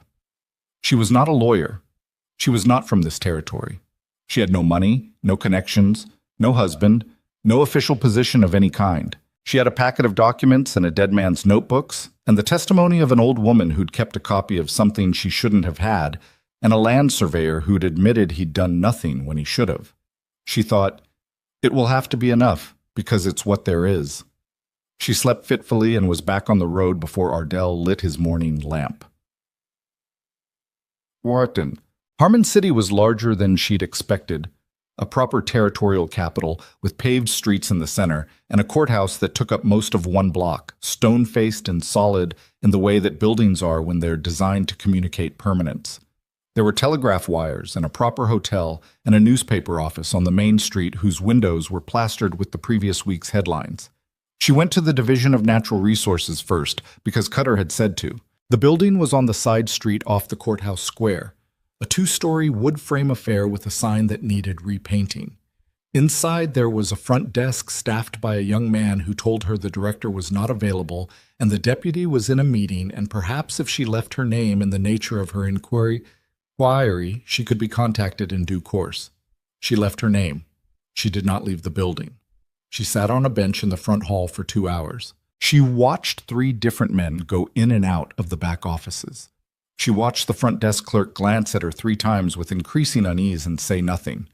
At the end of the second hour, a woman came through from the back offices, middle-aged, efficient-looking, carrying a stack of files. She stopped when she saw Eliza. "You've been here for a while," the woman said. 2 hours, Eliza said. "My name is Eliza Rowan. I've come from Iron Creek with documentation of a fraudulent land and water rights scheme that has been operating in Larimer County for at least 3 years. I believe it involves falsified deed amendments and may be connected to 2 deaths. I'd like to speak to whoever can actually do something about it." The woman looked at her for a moment. Then she looked at the front desk clerk, who was watching this with the expression of someone watching a situation he'd failed to prevent unfold.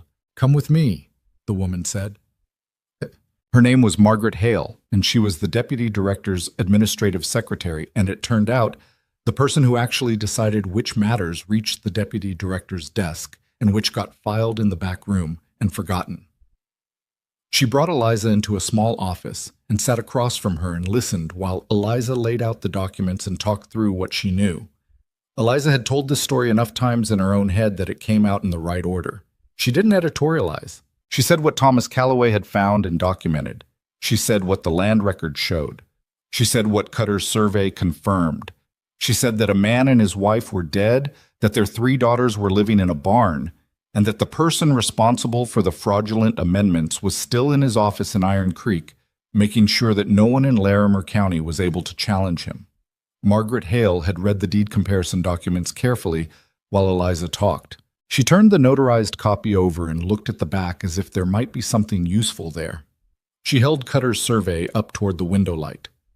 When Eliza finished, Hale was quiet for a moment. Then, "These notarized copies, you said Thomas Calloway obtained them himself?" "Yes, he rode here in June." "Do you know who the notary was?" Eliza had the name. She found it in the packet and pointed to it. Hale looked at it, and her expression shifted very slightly. Not alarm exactly, but recognition. "I know that name," Hale said. She set the documents down. "He died in August." Eliza went still. "He died?" "Yes, cholera, they said." Hale said it carefully, in the tone of someone marking that they were saying what they were told, and not necessarily what they believed. She looked at Eliza steadily. "I want to show these to the deputy director today, this afternoon if I can make it happen. Will you stay?" "Yes." "The hotel on the main street, tell them Margaret Hale sent you and they'll give you a room without too much argument about rates." She stood and began to gather the documents, then stopped. "Leave me the originals and keep your copies close. Don't leave them anywhere you can't get to quickly." Eliza looked at her. "You've seen something like this before." "Not exactly like this," Hale said, "but I've seen how these things go when they go wrong." She met Eliza's eyes without looking away. "You were right to come here. Don't let anyone tell you otherwise." But the deputy director's name was Arthur Sen, and he was a tired-looking man of about 60 who had the permanently slightly rumpled quality of someone who'd been doing a difficult job for too long without quite enough help. He received Eliza in his office that same afternoon, with Hale present taking notes at the small desk in the corner. He read the documents himself. He asked 3 questions, all precise, all aimed at the specific legal machinery of the fraud, how the amendments had been filed, through which county office, On what authority? Eliza answered what she could and referred him to the documents for the rest. When he was done reading, Sen took off his glasses and cleaned them and put them back on and looked at the documents again. The falsification of subsurface water rights and deed amendments is a territorial criminal matter, he said, in the tone of a man who is confirming what he already knows while making sure someone else also knows it. If these amendments were filed as described, through the county commissioner's office, then the officer who authorized them is potentially liable for fraud. The beneficiary of the fraudulent transfers is also potentially liable. Silas Granger, Eliza said, if the evidence points there. He looked at her. It appears to point there. What happens next? Sen looked at Hale. Something passed between them. The quick practice communication of people who have worked together long enough to have a shorthand. I can authorize a suspension of any current land seizure proceedings against the Callaway property pending investigation, Sen said. That would give you protection against any move Granger makes on the taxes or the property rights while this is being reviewed. There's a tax notice with 30 days on it. That was 12 days ago. Then we'll move quickly. He stood. I'll also need to notify the territorial attorney's office. This is beyond what my division handles alone. He paused. And Miss Rowan, I'd recommend you speak to Judge Moss while you're here. He has jurisdiction over Larimer County, and he'll need to be aware of any suspension order. I was already intending to, Eliza said. Sen looked at her for a moment with the same expression Cutter had worn when she'd said she was going to stay in that front hall until someone talked to her. Not quite admiration, exactly. Something more measured than that. The recognition of a person who has decided to do something and is actually doing it. Good, he said simply. She saw Judge Harlan Moss the following morning. Getting the appointment had required an hour in the courthouse anteroom and a conversation with his bailiff that was politely immovable on both sides, until Eliza asked the bailiff to deliver a specific message, that she had notarized evidence of fraudulent land records from Larimer County, and that if the judge preferred, she could deliver it to the territorial newspaper instead. But she had understood he was the appropriate authority. The bailiff was back in 6 minutes. Judge Moss was a tall man who'd gone stringy with age and had a face like weathered limestone, hard, colorless, and durable. He sat across his desk from Eliza and listened without interrupting while she made the same presentation she'd made to Sen, because she'd learned by now what needed to be said and in what order, and she'd gotten efficient at it. When she finished, Moss looked at the documents for a long time. Rudolph Finch is the land commissioner who processed these amendments, he said. Yes. I don't know how much he knows. I've met Finch, Moss said. He was placed in that office 18 months ago. Before that, it was a man named Carver who retired rather abruptly. He said rather abruptly the way people say things when they mean I've always thought that was suspicious. He continued looking at the documents. Silas Granger and I have had 3 conversations in the past 2 years about matters relating to county land administration. I found them unremarkable at the time. I'm finding them less unremarkable now. Eliza said nothing. Moss looked up at her. You've also seen Deputy Director Sen. Yesterday afternoon. Did he give you a suspension order? He said he'd prepare one. Moss was quiet for another moment. Then he picked up a pen and wrote something on a separate sheet of paper and signed it and blotted it and handed it across the desk to her. That's a judicial notice of inquiry, he said.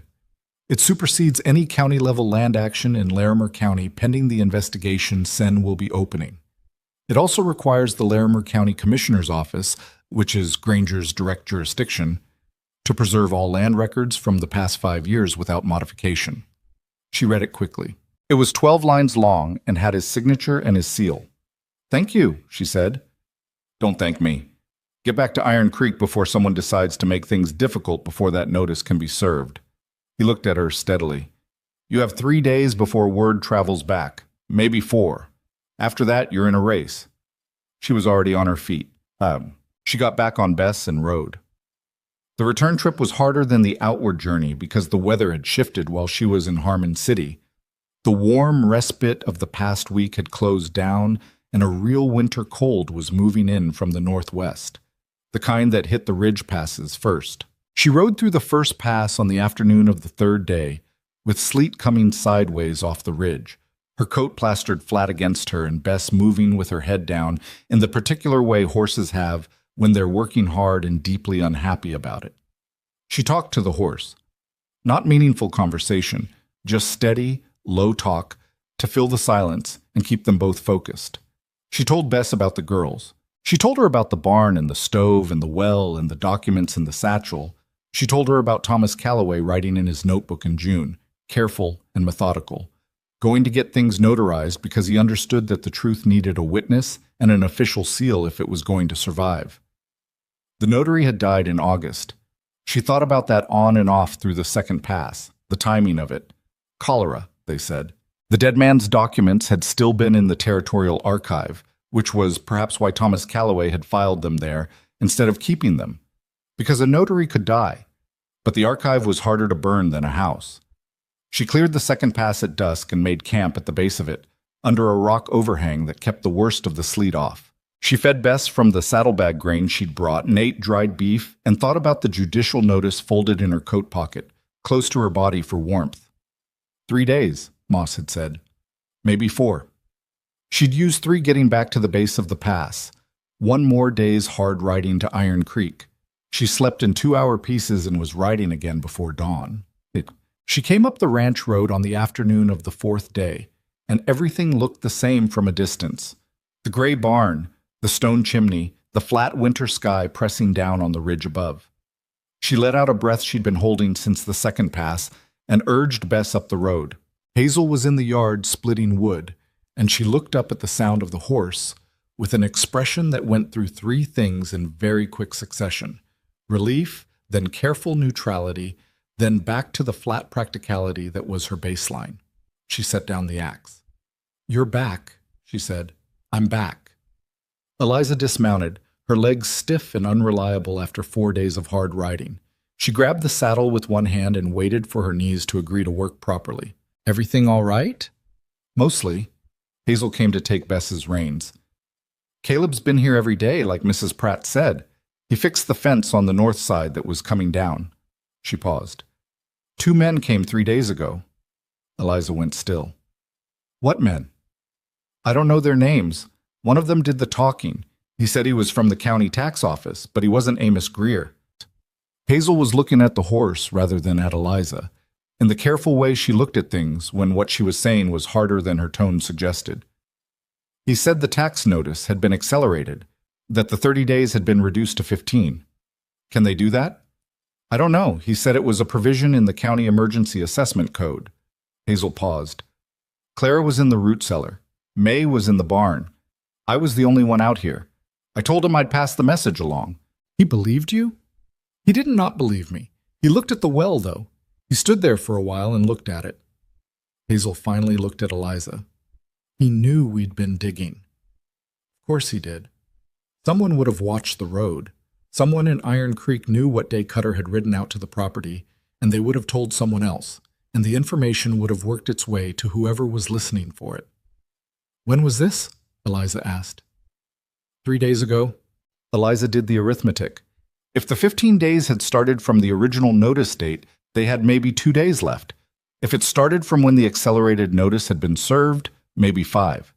She pulled the oilcloth packet from the saddlebag and untied the cord and found the judicial notice and unfolded it and looked at it again, the 12 lines in Moss's handwriting with his seal. "I got what I went for," she said.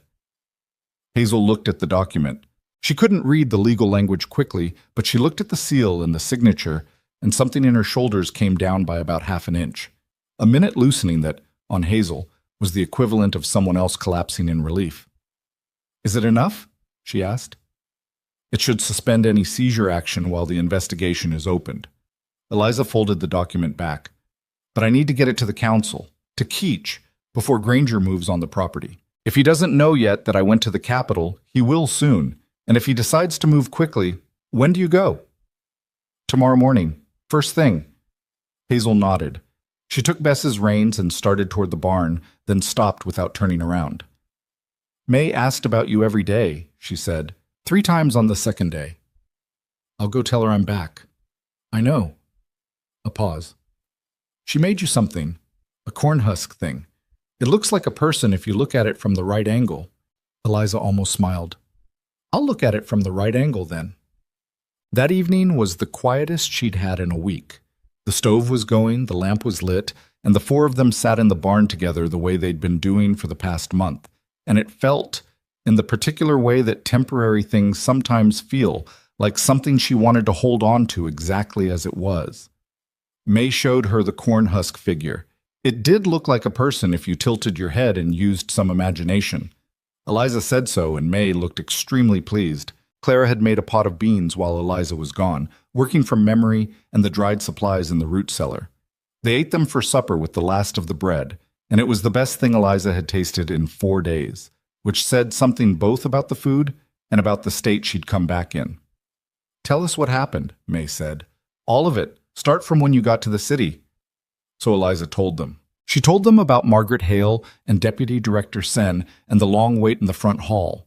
She told them about Judge Moss and the bailiff and the 12-line notice with the official seal. She told them about Cutter's documentation and how it had been the thing that made it real. Not just a dead man's notebooks, but a credentialed professional saying, in language that officials could act on, "Yes, this is what it is. Yes, this is what it means." Hazel listened with her arms crossed, asking occasional precise questions. Clara listened with that still, complete attention she gave to things that mattered. May listened with her mouth open and her eyes wide, and at one point said, "She talked to a real judge?" in a tone that suggested this was the most dramatic thing she'd ever heard, which Eliza supposed it might have been. When Eliza finished, the barn was quiet for a moment. "So tomorrow you go to Keach," Hazel said. "Yes. And then?" "And then we see what happens." Eliza looked at the lamp. "Granger's not just going to stop because a judge signed a piece of paper. He's going to push back. He has money and connections, and everyone in this county owes him something or is afraid of him." She paused. "But so far the only thing he's had going for him is that nobody had the documentation to contradict him. Now someone does." "We do," May said.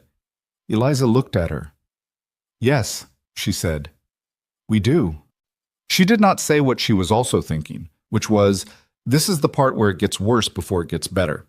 She'd learned enough about how power worked, not from any particular experience, but from paying attention over 31 years to how things went when a person with nothing tried to go up against a person with a great deal.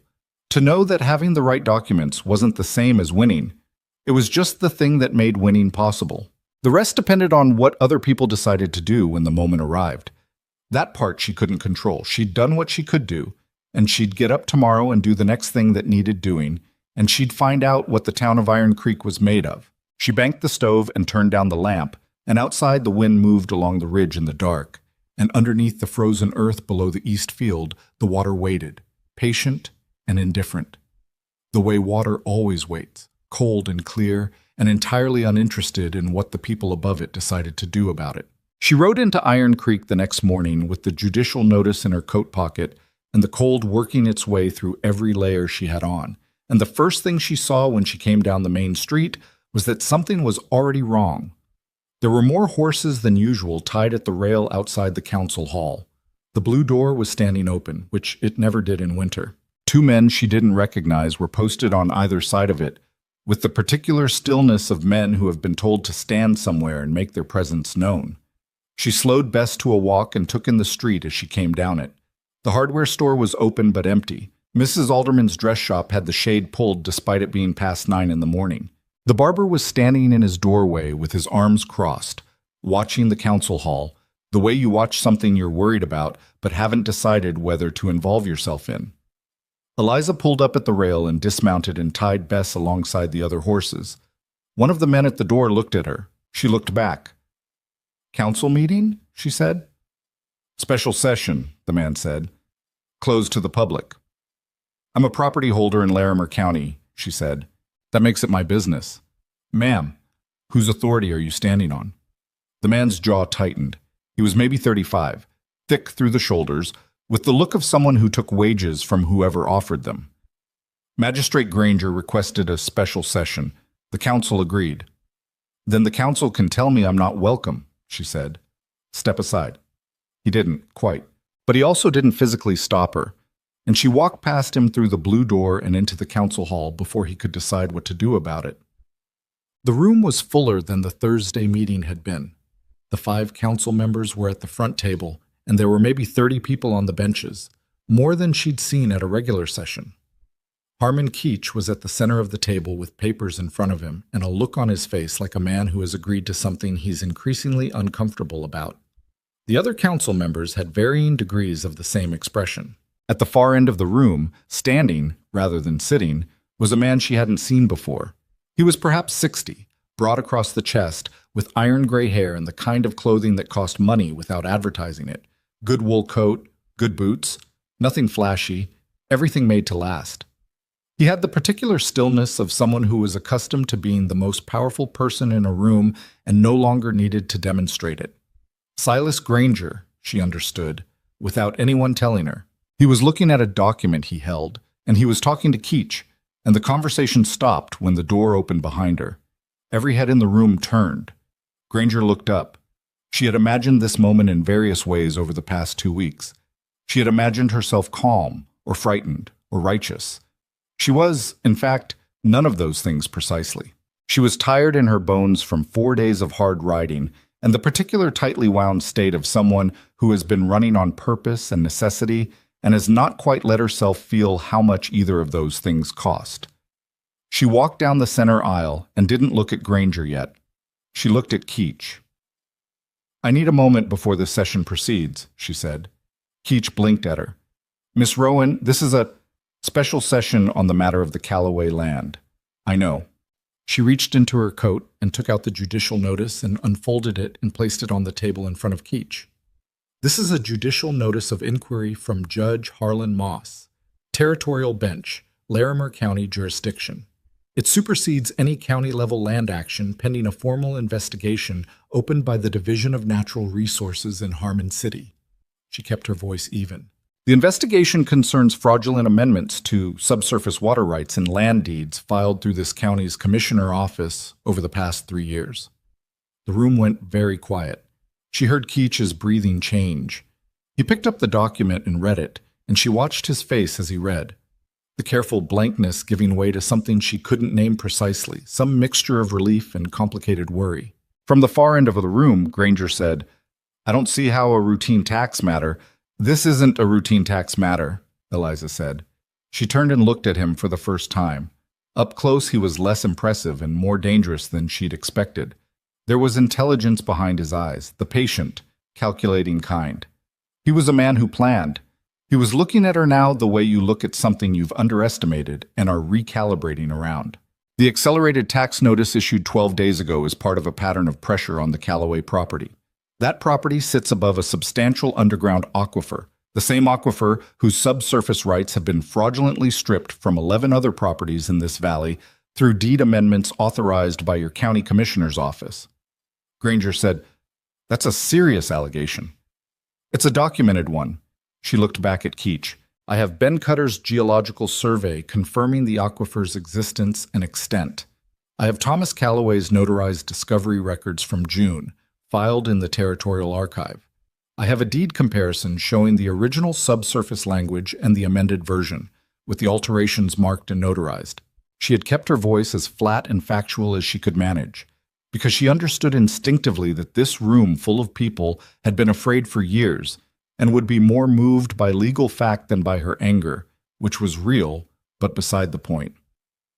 "All of that is now in the hands of Deputy Director Sen and Judge Moss. The Callaway property cannot be seized, taxed, or transferred pending the investigation. That's what the notice says." Keach was still looking at the document. Around him, the other council members were looking at each other with expressions ranging from confusion to something closer to stunned. From the back of the room, Gerald Moody said, "Harmon, you need to—" "I can read, Gerald," Keach said, without looking up. His voice had changed. Something in it had settled or decided. He set the notice down on the table in front of him and smoothed it flat with one hand. "This meeting is in recess." Granger did not leave. He stood at the end of the room while the people on the benches shifted and murmured, and some of them stood and some of them stayed sitting. And he looked at Eliza across the length of the hall with an expression that was not angry, precisely. It was the expression of someone recalculating. "Miss Rowan," he said. He had a voice that was well controlled. Not loud, but it carried without effort. "You've made some very specific claims this morning." She faced him across the room. She was aware of the 30 people between them, all very still, all listening. Everything I said is documented. Documentation can be questioned. Surveys can be challenged. A territorial inquiry can take years. He said it pleasantly, like he was offering information rather than making a threat. In the meantime, the Calloway property remains in debt. The girls who live on it remain minors. A woman who arrived in this town 6 weeks ago with no local standing and no means of support remains their guardian. He paused. That's a fragile situation. It was more fragile before I went to Harmon City, Eliza said. Investigations are slow, Granger said. Courts are slow. Men in offices in the capital make decisions that take time to reach the people they affect. He let that sit. If you're hoping that a piece of paper is going to change how things work in this valley overnight, you may be disappointed. He wasn't wrong about that, and she knew it. He was watching her face for the signs that she knew it. Maybe, she said. But the difference between now and 6 weeks ago is that 6 weeks ago, nobody in this room could say out loud what you've been doing. Now they can. She looked around the room. The ranchers, the shopkeepers, the neighbors who'd known Thomas Calloway and had been paying water assessments for 2 years and hadn't understood why. The records exist, the survey exists, the judicial notice exists. You can't burn the territorial archive. Granger said nothing, but she saw it. A small, controlled tightening around his eyes, the first sign that she'd landed something. She turned away from him and looked at the room. I know most of you have been paying assessments you didn't choose. I know most of you signed deed amendments you may not have read closely or didn't understand what the language change meant. She paused. The investigation will look at all of it. Anyone who is deceived is a victim, not a participant. And anyone who wants to speak to what they know, she glanced back at Granger once, has that right, whatever they may have been led to believe. The room was very still. Then, from somewhere in the middle of the benches, a man stood up. His name was Ray Dellum. He ran about 300 head of cattle on the eastern edge of the valley and had the look of someone who'd spent 20 years making hard decisions and carrying them alone. He was maybe 50, with calloused hands and a deliberate quality to his movements. A man who didn't do anything quickly, if he could help it. I want to say something, Dellum said. He wasn't looking at Eliza or at Granger. He was looking at Keach. I signed an amendment 2 years ago. Finch brought the paperwork out to my place personally, said it was a standard water use reclassification required by new county code. He paused. I didn't know what subsurface rights were. I didn't know I was signing them away. The room absorbed this. I found out 6 months ago that I'd lost them, Dellum continued. I went to Finch's office. He told me the amendment was legal and binding and there was no recourse. Another pause. I didn't say anything because I didn't see what good it would do. Keach was looking at him. Ray, I'm telling you now, Dellum said, because she went to Harmon City and I didn't, and I've been feeling poorly about that since she left. He sat down. The silence that followed lasted about 4 seconds. Then a woman from the back row stood, a rancher's wife named Jessie Pryor, whose family had sold the property 2 years ago that Mrs. Pratt had identified as one of Granger's purchases. She didn't speak at length. She said, My husband signed the same kind of amendment before we sold. We didn't know. Nobody told us. She sat down. From 2 rows behind her, a man named Callum Werner, the owner of the feed store who'd been sitting with his arms crossed since Eliza walked in, uncrossed them and leaned forward with his elbows on his knees. I've been keeping 2 sets of records, he said, to no one in particular, as if he were talking himself through a decision rather than making an announcement. Granger's people have been requiring a water tax receipt as a condition for mill contracts. If you don't pay the assessment, you don't get the contract. I have documentation of that going back 18 months. He looked up. I didn't know if it was legal. I kept the records because something about it didn't feel right. He reached into his coat and pulled out a folded packet of papers. Someone can have these if they're useful. He held them out, and after a moment Gerald Moody, of all people, stood up from the back row and came forward and took them from his hand. Moody looked like a man who'd been carrying something heavy and was putting it down badly, but still putting it down. I've been on the County Water Assessment Committee, Moody said, still holding Werner's papers. He said it to Keach. He didn't look at Granger. I've been on it for 2 years. Some of the things I've approved, I want the record to show that I was given information that I've since come to believe was not accurate. He stopped, cleared his throat.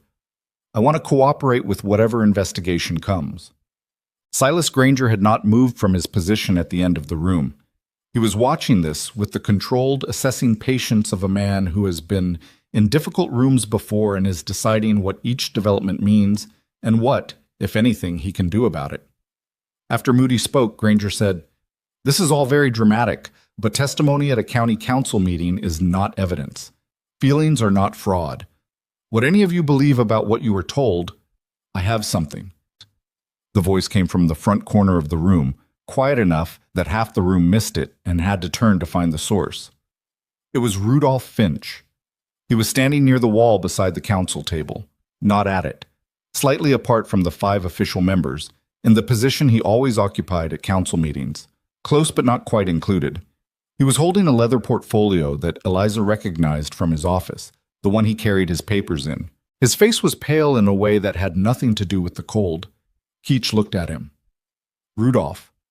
"I have the original files," Finch said. His voice was steady but thin, like a thread pulled tight. "The ones before the amendments.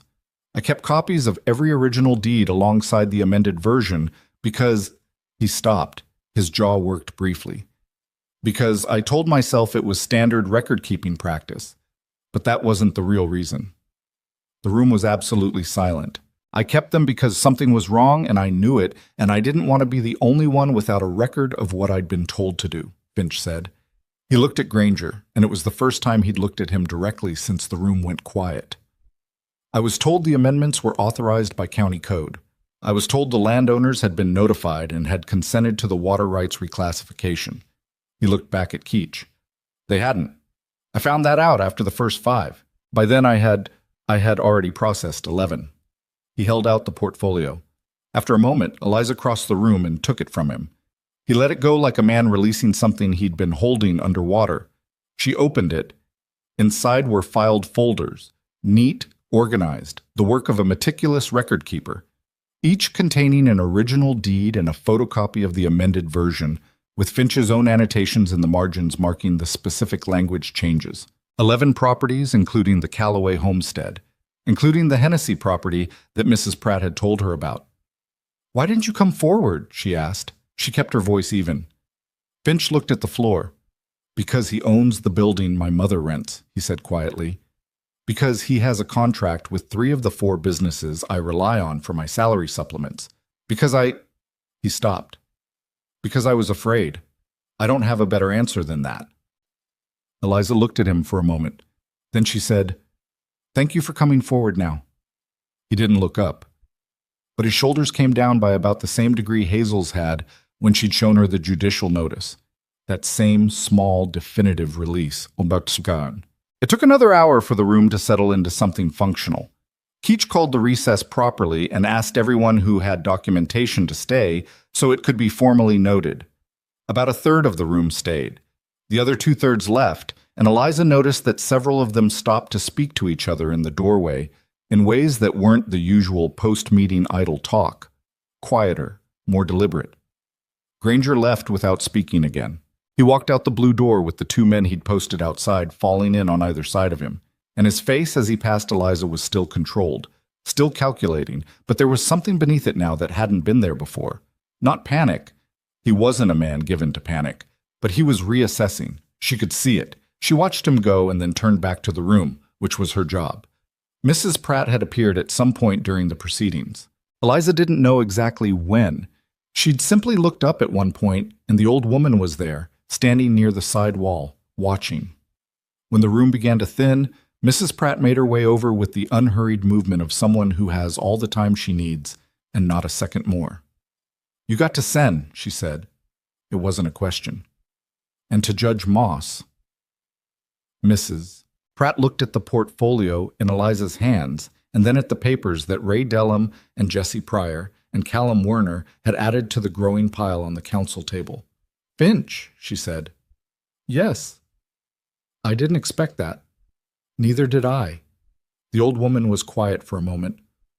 "Thomas would be—" she started, and then stopped and didn't finish it, because she was not a woman who trafficked in sentiment.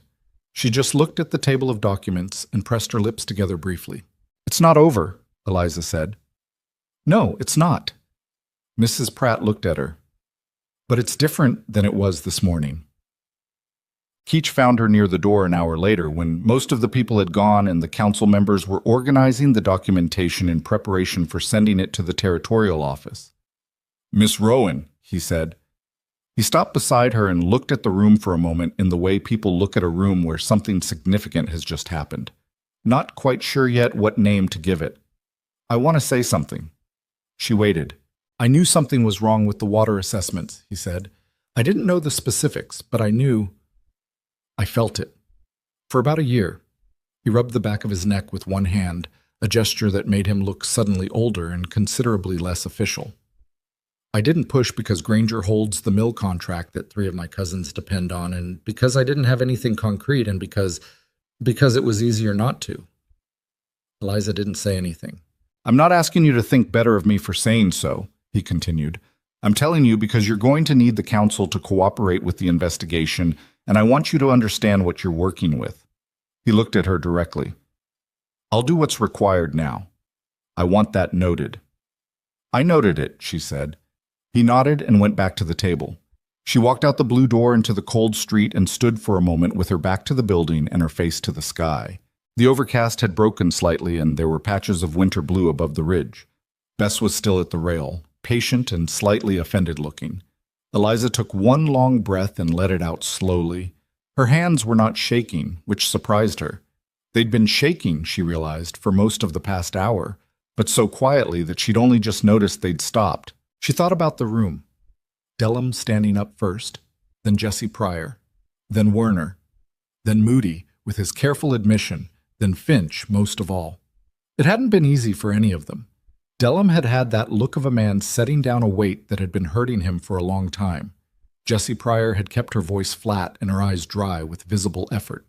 Finch had stared at the floor when he handed over the portfolio, and she understood exactly what he'd meant when he'd said he'd kept the copies because he didn't want to be the only one without a record. The record was the thing that said, "I knew this was wrong, even when I went along with it." The last exit from something you didn't have the courage to stop. She didn't excuse what he'd done, but she understood the arithmetic of fear, and she knew it didn't take a villain to let bad things continue. It just took enough people who were more afraid than they were angry. Until something changed the calculation. She untied Bess from the rail and mounted and turned the horse toward the north road. She wanted to get back to the ranch before dark. She wanted to see Hazel's face when she heard what Finch had done, and Clara's careful, quiet nod, and May's immediate and wholehearted demand for every detail in the correct order. She was halfway up the main street when she heard someone call her name. She pulled up and turned. It was Caleb, Mrs. Pratt's neighbor's boy, 17, who'd been staying near the ranch. He was running up the street toward her with his hat in his hand and the particular breathless urgency of someone who's been running since before he started thinking about whether he should. "Miss Rowan," he got out and stopped to breathe. "What's wrong?" "3 men," he panted, "rode out to the ranch about an hour ago, right after you left this morning." He straightened, still breathing hard. "I was at the fence line when they came up the road. I came to town soon as I could." Her hands tightened on the reins. "What did they want?" "The older girl, Hazel, she talked to them at the gate, wouldn't let them inside. They had a paper, said it was a notice of property inspection. She told them she needed to see documentation from the county office, and they didn't have it." He paused. "They didn't leave, though. They parked themselves on the road outside the gate. Last I saw, they were still there." Eliza looked at him for a moment. Then she turned Bess north and kicked her into a canter. She came up the ranch road at speed and slowed when she saw the 3 horses on the road outside the gate, just as Caleb had described. The men beside them looked up when she came around the bend. She didn't stop to talk to them. She rode through her own gate and up to the barn. Hazel was in the yard. She was standing near the well, not near the barn, standing in the open where she could see the road clearly, with her arms crossed and her back straight and that controlled, watching expression on her face. May was in the barn doorway behind her, visible but not out in the open. Claire was not visible, which meant she was in the root cellar or just inside the barn wall, and she'd stationed herself that way deliberately. These three girls had positioned themselves like people who were not going to run. Eliza came off the horse and crossed the yard to Hazel. "You all right?" she said. "Yes." Hazel's eyes flicked to the road and back. "They said it was a property inspection. They don't have the authority anymore." Eliza turned and looked at the three men on the road. "The judicial notice suspends all county actions. Any inspection would need to come from the territorial office." "I told them something like that. Not exactly those words." "What words did you use?" Hazel was quiet for half a second. "I said I'd like to see their documentation from the county office, and that without it they weren't authorized to enter the property, and that I'd be sending word to Mrs. Pratt if they needed to be reminded of what the law said about unannounced inspections." Eliza looked at her. "Where'd you learn about unannounced inspections?" "I didn't. I made it sound like I did." The faintest thing moved across Hazel's face. Not quite satisfaction, but close to it. "They didn't know either." Eliza turned back to the road. The three men were watching her. One of them, the one in the center who'd been doing the talking when Caleb had described it, was the same type as the man who delivered the accelerated tax notice. Not county officials, just hired weight. Granger's people, sent before he knew what was happening in the council hall. She walked to the gate. "The county judicial notice suspending all land actions against this property is now on file with the Larimer County Council and with the Territorial Land Office in Harmon City," she said. "If you've been hired by Silas Granger to conduct an inspection of this property, I'd suggest you go back and have a conversation with him about whether that's still a good idea. Today may have changed some things." The man in the center looked at her with the expression of someone who's been given instructions that don't quite fit the situation he's found himself in. He was not stupid. She could see him running the arithmetic. "We'll be in touch," he said finally. "Through proper channels," she said. "In writing. To the county council. Not to me directly." He held her gaze for a moment longer than was comfortable, then reined his horse around. The three of them rode back down the road without further comment. She stood at the gate and watched them go until they were past the bend in the road and out of sight. Then she turned back to the yard. Hazel was still standing near the well. May had come out from the barn doorway and was now standing in the yard proper. Clara appeared from just inside the barn. She'd been right there the whole time, pressed to the barn wall inside the door with a clear sightline to the gate. The four of them stood in the cold yard for a moment. "They're gone?" May said. "For now." "Are they coming back?" "Maybe, but it'll be harder for them to." Eliza looked at all three of them. This improbable arrangement she'd made 6 weeks ago in a council meeting she'd walked into for lack of anywhere better to be. "I want to tell you what happened in town this morning. But first, are you hungry?" May's face said yes immediately, and the rest of her body was slightly slower catching up. "Come inside," Eliza said. Bam. She told them over supper. Beans again, because they still had them, and the last of the cornbread. She told them about the council meeting, about Granger standing at the end of the room, about reading the judicial notice onto the table in front of Keach. She told them about Dellum standing up, and Jesse Pryor after him and Werner with his papers. She told them about Finch. Hazel went very still when she got to that part. Not the watchful stillness of waiting for bad news, something different. She put her spoon down slowly and looked at the table. "He kept the original files," she said. "Yes." "The whole time?" "Yes." Hazel was quiet for a moment. "Pa went to his office once. I don't know what about. He came home, not angry exactly, tired." She looked at her hands on the table. "I think he tried to tell Finch something. I think Finch already knew and didn't help him." Eliza didn't say anything. "And today he helped," Hazel said. "Today he did." Hazel picked her spoon back up. She looked at her bowl rather than at Eliza. "I don't know how I feel about that," she said flatly. "You don't have to know tonight," Eliza said. Hazel ate a spoonful of beans. "No," she said, "I don't." Clara, across the table, had been listening with her usual complete attention. She said quietly, "Will Granger be arrested?" "That's for the investigation to determine," Eliza said. "It's going to take time. The territorial attorney's office will be involved. There will be hearings." She looked at all of them. "This isn't going to be fast. I want you to understand that. We've stopped the immediate threat to the ranch. We've got the judicial notice in place, but the larger thing, the investigation, the fraud case, what happens to Granger, that runs on legal time, which is slower than real time. But we stay? May said. She asked it with the particular directness of someone who wants the most important information first. We stay, Eliza said. May nodded and went back to her cornbread with the decisive air of someone who has received the only information that really mattered and can now process the rest. Hazel looked at Eliza from across the table. The lamplight made her look older than 13, and also, for just a moment, exactly her age. A child who had held herself together through something she shouldn't have had to hold herself together through, and who was now, very quietly, letting some of that weight down. You said this morning that it was going to get worse before it got better, she said. I said that last night, Eliza said. To myself. I didn't say it to you. I know, I heard you. Hazel met her eyes. Was it? Worse? Eliza thought about the 3 men on the road outside the gate, about Granger's recalibrating eyes as he walked out the blue door, about the things that weren't resolved and wouldn't be for months. Some parts, she said, but it also moved. Things that were stuck have started to move. Hazel considered that. That's something, she said. It is, Eliza agreed. It's not everything, but it's something. Outside, the wind had dropped to almost nothing, which was unusual for this time of year.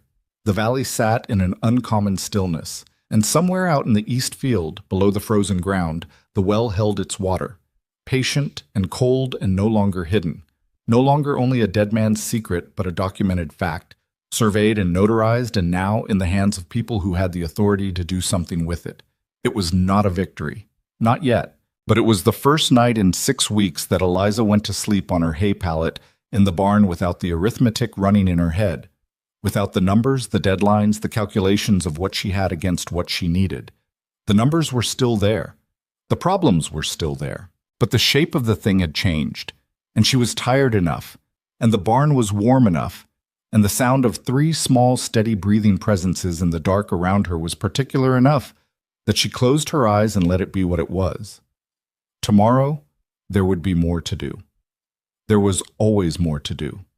Tonight, for the first time, it felt like they were doing it from ground that was actually theirs. Winter settled into the valley the way it always did, without asking and without apology.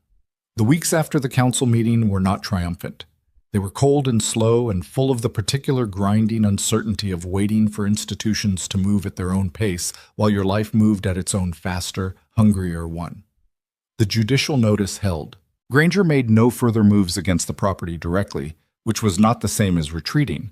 It was the tactical patience of a man who understood that a suspended process was not a closed one, and who had lawyers in Harmon City who were presumably doing what lawyers do when powerful men feel the ground shifting under them. Eliza knew this because Mrs. Pratt told her, and Mrs.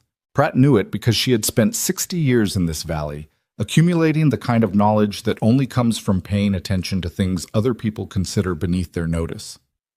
He'll try to discredit Cutter's survey, Mrs. Pratt said on one of her visits to the ranch.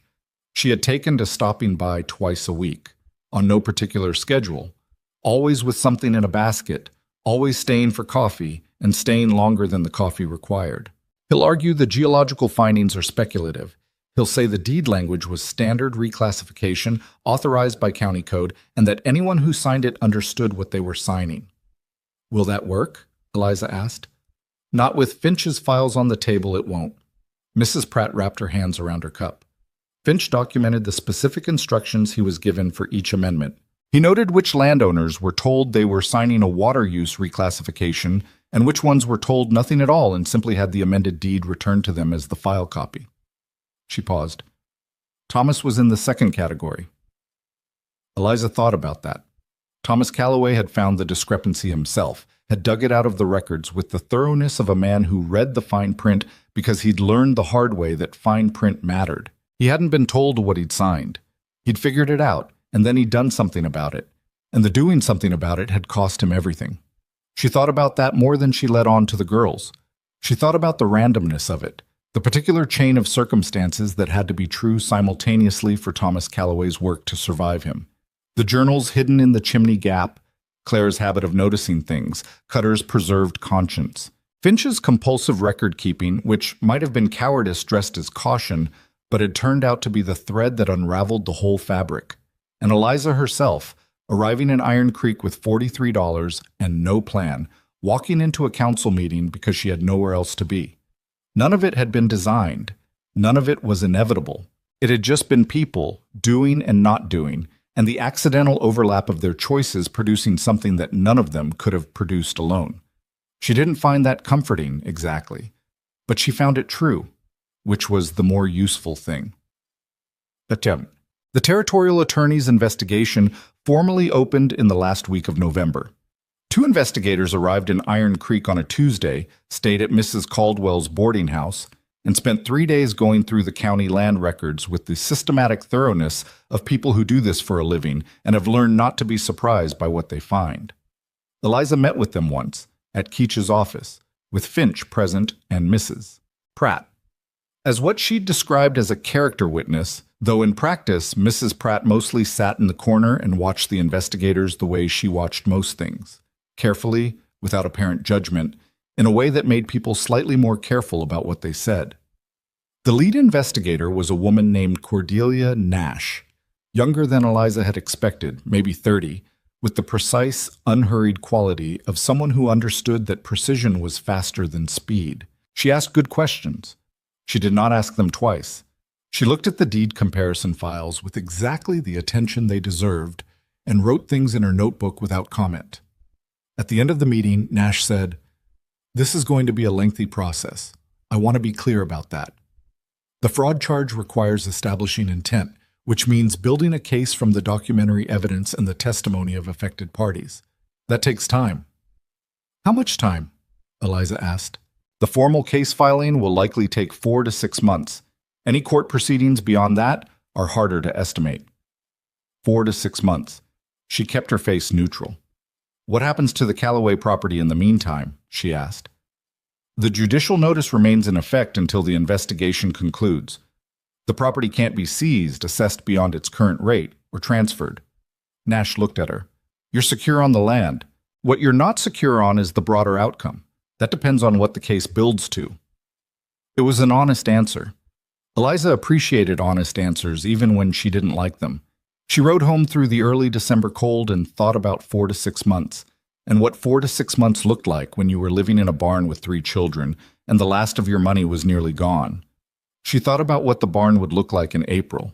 She thought about the well, which was producing clean, cold water consistently now, and about the 80 acres of land under the winter sky, and about the burned chimney standing in the yard like a marker. She thought, you need to start building. The house started in the 3rd week of December, and it was an ugly, slow, imperfect process that she was proud of in exact proportion to how hard it was. Keach had found her a carpenter named Odell, who owed him a favor of some unspecified and apparently significant nature, and who arrived on a Monday with 2 young men and enough lumber to begin the frame. He was a taciturn, precise man who communicated mostly through the angle of his eyebrows, and who, after the first day, accepted Hazel's presence at the worksite without comment and began explaining what he was doing in the slightly louder, slightly slower way that people use when they've realized someone is actually paying attention and might as well learn it right. Eliza worked alongside them when the girls were occupied with other things, and worked until her hands were so cold she had to stop, and then warmed them by the barn stove and went back out. She was not skilled at this. She made mistakes that Odell corrected without making her feel worse about them than necessary, which was its own form of kindness. Clara, unexpectedly, turned out to have a talent for measuring. She had a patience for the repetitive precision of measurement that nobody else on the worksite quite matched, and she would go over a measurement twice without being asked, and she was never wrong, and Odell started leaving the measuring tape in a spot where she could reach it without having to ask. He never said anything to her directly about this. He just left the tape there, and Clara just picked it up when it was needed. It was one of the small, wordless negotiations that made the worksite function better than it had any right to, given what it was made of. May mostly stayed out of the way, which she achieved by finding a vantage point on the fence rail from which she could watch everything and ask questions at a volume and frequency that was eventually regulated by a system Hazel implemented. May got 5 questions per hour, and she had to save them up. That seems harsh, Eliza said, when Hazel explained the system. She asked Odell 14 questions in the first 20 minutes, Hazel said. He's a man who communicates mostly through silence. Fair point, Eliza said. The frame went up in December and the walls followed in January, slow and cold, and interrupted by weather that didn't care about anyone's schedule. The roof took the better part of 2 weeks because a February ice storm stopped work for 4 days, and then a section of roofing had to be redone because the first attempt had a drainage problem that would have meant trouble come spring. Odell discovered this himself, on his own initiative, and fixed it without being asked, which Eliza noted and intended to repay somehow when she was in a position to. By the end of February, the house was not finished, but it was livable. 4 walls, a sound roof, a new hearth that drew properly, 2 rooms with floors, and a third that was getting there. They moved out of the barn on a Saturday in late February, carrying their things across the yard in the cold morning air, and the first night in the house was simultaneously better and stranger than she'd expected. The barn had been theirs in a particular way, small and close and accidental, thrown together by necessity. The house was theirs in a different way, a way that felt larger and less certain and more real. She lay awake the first night in the new room and listened to the sounds the house made, the wood settling, the wind at the new windows, and felt, in the specific way that comes from finishing something hard, that she was still not sure she'd done the right thing, which was not the same as feeling she'd done the wrong one. The investigation moved with its own geological patience. Spring came, and with it 2 more visits from the territorial attorney's office and a formal hearing date set for June, and a summons for Silas Granger to appear before the territorial court to answer fraud charges on 11 counts. The night the summons was served, Mrs. Pratt came to the house for supper. She had taken to doing this once a week or so, and Eliza had stopped trying to identify when exactly the visits had shifted from acts of practical support to something closer to habit. It was just how things were now. Mrs. Pratt came on Thursday evenings, and they ate supper, and they talked, and May told her about whatever she was currently most interested in, which changed weekly and was always described with the same comprehensive intensity regardless of subject matter. He's retained 2 lawyers from the Capitol, Mrs. Pratt said, over the supper table, and he's been talking to the territorial newspaper. His position is that the amendments were authorized by county code and that any party who signed without reading the full language is responsible for their own lack of due diligence. He's going to argue it was legal, Eliza said. He's going to argue it was legal, yes. The question is whether the judge agrees, Hazel said from across the table. It wasn't legal. She said it plainly, the way she stated most things, not with heat, just with certainty. No, Mrs. Pratt agreed, but the law isn't always about what's true. It's about what can be demonstrated. She looked at Hazel steadily. Which is why the documentation matters. Which is why your father spent June making sure there was documentation. Hazel looked at her bowl for a moment. She was 14 now. She'd had a birthday in March, which they'd celebrated with a cake that Clara had made from a recipe Mrs. Pratt provided, and which had turned out somewhat lopsided but entirely correct in flavor. Do you think he knew? Hazel asked. When he did all that, went to get things notarized, hid the journals, do you think he knew he wasn't going to get to use it himself? The table was quiet. Mrs. Pratt set down her fork. I think he knew it was dangerous, she said carefully. I think he did it anyway because he believed it needed to be done. Whether he knew how dangerous... She paused. I don't know. I think he hoped he was wrong about how far Granger would go. Hazel nodded slowly. She picked up her fork. I think about that a lot, she said. Whether he was scared? He was, Mrs. Pratt said with certainty. He absolutely was.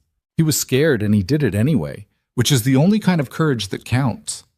May, who had been eating her supper with unusual quietness and therefore with unusual attentiveness to the conversation, said, Miss Eliza was scared too. When she went to the Capitol, I could tell. Eliza looked at her across the table. You came back, though, May said.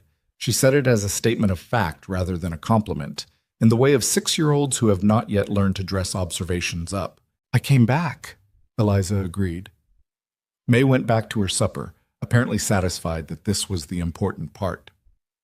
The hearing was in June, in Harmon City, and Eliza attended it with Finch and Ray Dellum and Jesse Pryor and Callum Werner and Mrs. Pratt and 7 other property holders from Larimer County who'd signed amended deeds and were prepared to testify. They rode down on a Wednesday, and the hearing lasted 3 days, which was 2 days longer than Eliza had expected and 1 day shorter than Nash had warned her to prepare for. She testified on the second morning. She had been rehearsing what she would say for weeks, trying to find the version that was clear and factual and not emotional in a way that would be easy to dismiss. She sat in the chair in that wood-paneled room and looked at the judge. Not Moss, a different one, a man named Hendry who had a reputation for impatience with wasted time, and told him what she'd found, in the order she'd found it, in the same flat, sequential way she'd told it to Margaret Hale and Arthur Senn and Moss himself back in November. The cross-examination was conducted by one of Granger's capital lawyers, who was skilled and precise and worked at the edges of her testimony, looking for inconsistencies the way water finds cracks in stone. He found 2 places where her memory of precise dates was uncertain, and he made something of those. He found nothing else to work with because the documents were the documents, and the documents did not have uncertain dates. When it was over, she went and sat in the anteroom on a bench and let herself shake for about 4 minutes. She had not let herself shake in the hearing room. 4 minutes felt approximately correct, and then she stood up and went back in. Finch was the last to testify, on the 3rd morning. He took the chair with the particular combination of resignation and resolve that she'd come to understand was his characteristic mode when doing something that cost him, something he'd decided to do and wasn't going to enjoy and was going to do anyway. He laid out the 11 amendments, one by one, with the supporting documentation he'd kept, and he explained with careful precision the specific instructions he'd received for each one and who had given them. He was on the stand for 2 hours.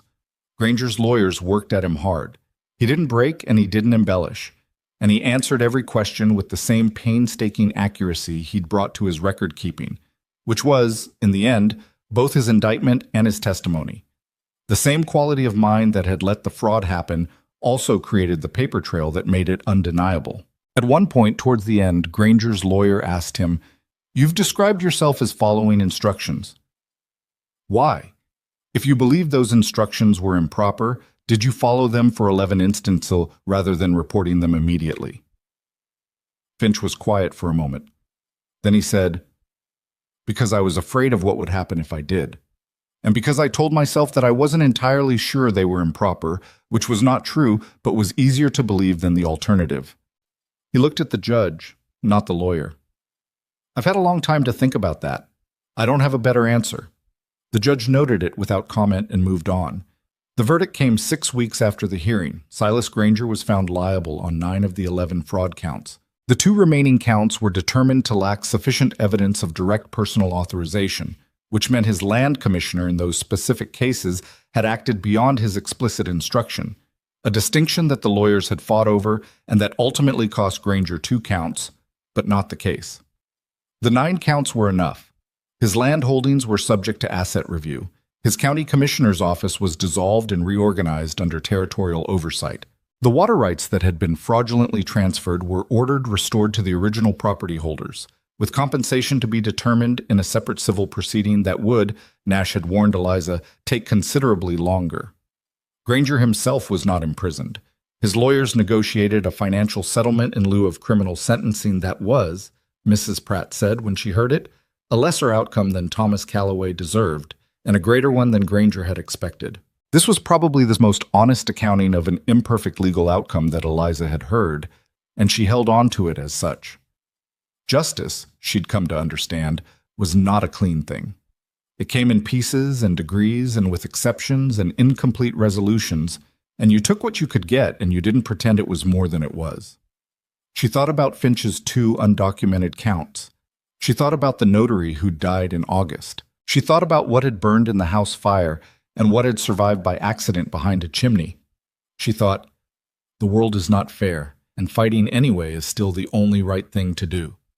The summer that followed the verdict was the first one that felt like the beginning of something rather than the continuation of an emergency. The water cooperative was Hazel's idea, which she presented at supper one evening in early July with the directness she brought to most ideas. Not as a proposal exactly, more as a statement of what seemed obvious once she'd thought about it. There are 6 families in the Northern Valley who are going to lose cattle this dry season because their water access is still being worked out in the civil proceedings, Hazel said. We have the well. We have more water than we need for ourselves. There's no reason not to share it while the legal situation gets sorted. Eliza looked at her across the table. Formally? In writing. So nobody's taking advantage and nobody feels like they're accepting charity. Hazel said the last word with a particular emphasis that made clear she understood the distinction mattered in a place like this. An agreement. They contribute something, labor, supplies, whatever they have, and we provide water access. When the water rights are restored to their properties, the agreement ends or changes depending on what people want. Clara, who had been thinking about this for possibly longer than the conversation had been happening, said, You'd need a written contract. Yes. Finch would probably help draft it, Clara said. He's been trying to make himself useful. She said it without bitterness, as a practical observation. Eliza looked between them. Hazel, 14, with her father's methodical mind and her mother's capacity for seeing what needed doing and just doing it. Clara, almost 11, who noticed things and measured carefully and had spent a year learning quietly and precisely from everyone around her, absorbing knowledge the way the Eastfield absorbed water. Slow, deep, thorough. That's a good idea, Eliza said. Hazel nodded, already moving on in her head to the practical details. I'll need to ride to the 6 families, explain it properly. I'll come with you. You don't have to. I know I don't have to, Eliza said. I want to.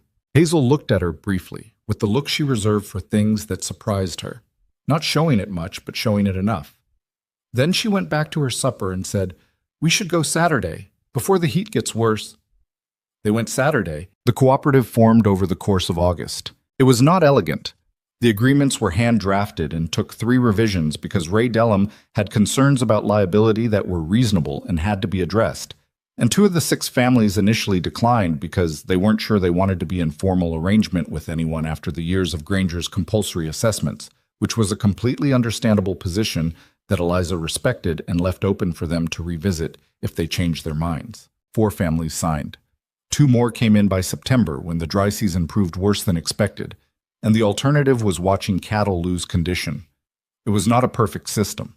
There were arguments about access schedules and one incident involving Caleb, who was now working on the ranch full-time and had turned out to be considerably more capable than his initial fence-fixing suggested, and a neighbor's son over a water gate left open overnight. There were weeks when the administrative work of the cooperative added more to the day than Eliza could comfortably manage, and she stayed up too late doing paperwork and was short-tempered in the morning. May pointed this out once with the particular fearlessness of 7-year-olds. You're being grumpy, she said at breakfast. I'm tired, Eliza said. You were up late doing the water papers again. Yes. You could ask Hazel to help with the water papers. Hazel has other things to do. She'd rather do the water papers than watch you be grumpy, May said, with complete confidence. Eliza looked at her. Then she looked at Hazel, who was eating her breakfast with the focused attention of someone very carefully not contributing to this conversation. Hazel, Eliza said. I'll take the water papers, Hazel said without looking up. I was going to ask. I know what you were going to ask. I'll take the papers. She turned a page in the ledger she'd been keeping for the cooperative, which was already more organized than the version Eliza had started. I've been wanting to restructure the access schedule anyway. May looked at Eliza with an expression of supreme satisfaction. Thank you, May, Eliza said dryly. You're welcome, May said, and went back to her breakfast. In October, a year after Eliza had stepped off the stagecoach in Iron Creek, Odell finished the 3rd room of the house and declared the building complete, which was his version of a ceremony. He stood in the yard and looked at what he'd built, what they'd all built, in pieces and stages and around weather and money shortages and a February ice storm. And he nodded once, with the nod of a man who has made something that will outlast him and is satisfied with that. It'll hold, he said. Thank you, Eliza said. He waved this off and began loading his tools. He paused once, beside the fence, and looked at Clara, who was measuring the new window frame for curtain material with the measuring tape she'd long since stopped asking permission to use. He watched her work for a moment. She measures better than most men I've worked with, he said to Eliza quietly. I know, Eliza said. He nodded, as if this confirmed something, and went back to loading his tools. The house was not a grand thing. It was 4 rooms, sound walls, a proper roof, 2 windows on the south side that let in the afternoon light in a way that Eliza had not anticipated, and that made the main room feel, on clear days, like a different and better world. The hearth drew properly. The floors were level. The 3rd room, which had taken longest, was May's, and May had declared it the best room because it was hers, which was a logic difficult to argue with. They had a supper that night, all of them, plus Mrs. Pratt, plus Caleb, plus Ray Dellum, and his wife, who had become something closer to friends than neighbors over the course of the cooperative's first months. Odell stayed for supper, which surprised everyone, including possibly himself, Mrs. Pratt brought wine, which she poured into the various cups and glasses available without ceremony, and gave May a small glass of watered-down cider and told her it was the same thing, which May did not entirely believe but accepted on good faith. There was no particular speech. Nobody toasted. Eliza had thought she might want to say something formal, but found, when the moment arrived, that there was nothing formal required. The people in that room knew what they were there for and what it had taken to get there, and saying it out loud would have been less true than just eating supper together in the house that hadn't existed a year ago. Dellum at one point said to her quietly, "You know what this valley looked like before? Before Granger started buying up the water rights?" He gestured with his fork at the window, at the dark outside. It wasn't much different from what it looks like now from the outside, but people didn't talk to each other the way they used to. You'd see a neighbor at the market and there'd be this calculation about how much to say, about who was paying what assessments, who was in his pocket, who wasn't. He paused. That's gone now. That careful quiet. People talk again. Eliza thought about that, about the specific quality of silence that fear creates. Not peaceful, not comfortable, but strategic. Everyone measuring their words by what they could cost. Your father would have fixed it himself, she said. He was already doing it. Maybe. Dellum looked at his plate. But he needed someone to finish it for him. She didn't say that she hadn't known that was what she was doing when she started, that she'd walked into a council meeting with no plan and raised her hand for reasons she still didn't entirely understand. She didn't say that the version of herself who'd stepped off that stagecoach with $43 and a broken arrangement and nowhere to go would not have recognized the woman sitting in this finished house at this table. She thought about that woman sometimes, tired, uncertain, holding a twine-tied suitcase with a buckled corner. And she thought that woman had been right to keep moving, even without a plan, because the absence of a plan is not the same as the absence of judgment. And judgment is what you actually need when a plan falls apart, which it always does. That was the part they didn't tell you. Every plan falls apart at some point, and you navigate by something else, by what you can't live with not doing, by who's counting on you, by the narrow, specific voice that says, this is wrong, and I'm the one here, and you have to decide whether you're the kind of person who answers it. She had answered it. She was still figuring out what that meant. The civil proceedings on the compensation claims concluded the following spring, and the outcome was imperfect in the way that legal outcomes invariably are. Some families received full restoration of water rights, some received partial, and the compensation for lost revenues during the fraud period was calculated in ways that several parties considered inadequate and that took 2 additional hearings to partially address. The cooperative continued operating through all of it because the land needed water, regardless of what the courts were doing about who owned the rights to provide it. Finch resigned from the land commissioner's office the week after the verdict and took a position as a records clerk for the Territorial Archive in Harmon City, which was a demotion in every formal sense and appeared to suit him considerably better. He came back to Iron Creek once, the following summer, and stopped at the ranch on his way through and stood in the yard and looked at the house that had been a burned ruin when he'd first seen the property in the land records. I never came out here when Thomas was alive, he said. I should have. Eliza was by the fence, and she looked at him for a moment. He was thinner than he'd been during the council meetings. There was less of the tight, controlled blankness that had characterized his face in the days when he was carrying something he hadn't yet put down. No, she said. You should have. He nodded. He wasn't expecting absolution, and she wasn't offering it, and they both understood this, and it was the most honest thing she could give him. "The archive work is quiet," he said, after a moment. "I like it." "That seems right," she said. He left without going inside, which was also right. Some things you don't get to walk into. You can only stand at the fence and acknowledge what's there. Hazel turned 15 that spring and informed Eliza, in the same direct way she informed people of most things, that she intended to study law when she was old enough to do so, and that she'd been corresponding with a woman in the capital who ran a women's auxiliary education program and who had told her there was a reading curriculum she could work through by post in the meantime. Eliza said, "I figured it would be something like that." Hazel looked at her. "Why?" "Because you've been interested in how things work legally since November, when you asked me to explain the difference between a judicial notice and an injunction." Hazel considered this. "That's a reasonable deduction. Do you need anything to get started?" "Books and postage for the correspondence, and—" She paused briefly. "And maybe an hour in the evening when May isn't asking questions." "That last one I can't guarantee." "I know." The almost smile that was Hazel's closest thing to full warmth. It was worth asking. Clara, at 11, had decided she wanted to learn surveying. This had developed gradually and then suddenly, the way her interests tended to, quietly accumulating until they reached a point where they declared themselves. She'd written to Ben Cutter in Miller's Crossing, in a letter that was more articulate than most adult correspondence Eliza had encountered, asking if he took apprentices and, if not, whether he might recommend a text she could study from.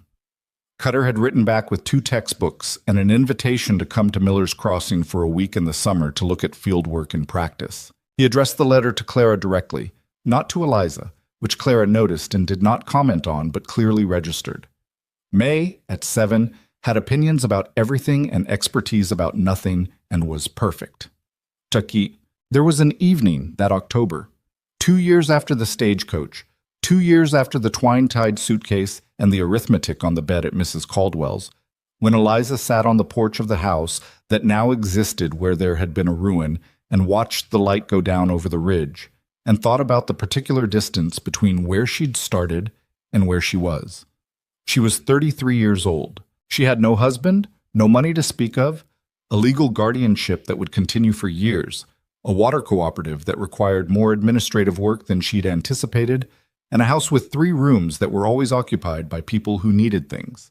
She was also, most evenings, tired in a way she hadn't been before. The deep, specific tiredness of someone who is spending themselves on something real and necessary and genuinely hers. She had not expected the tiredness to feel like belonging, but it did.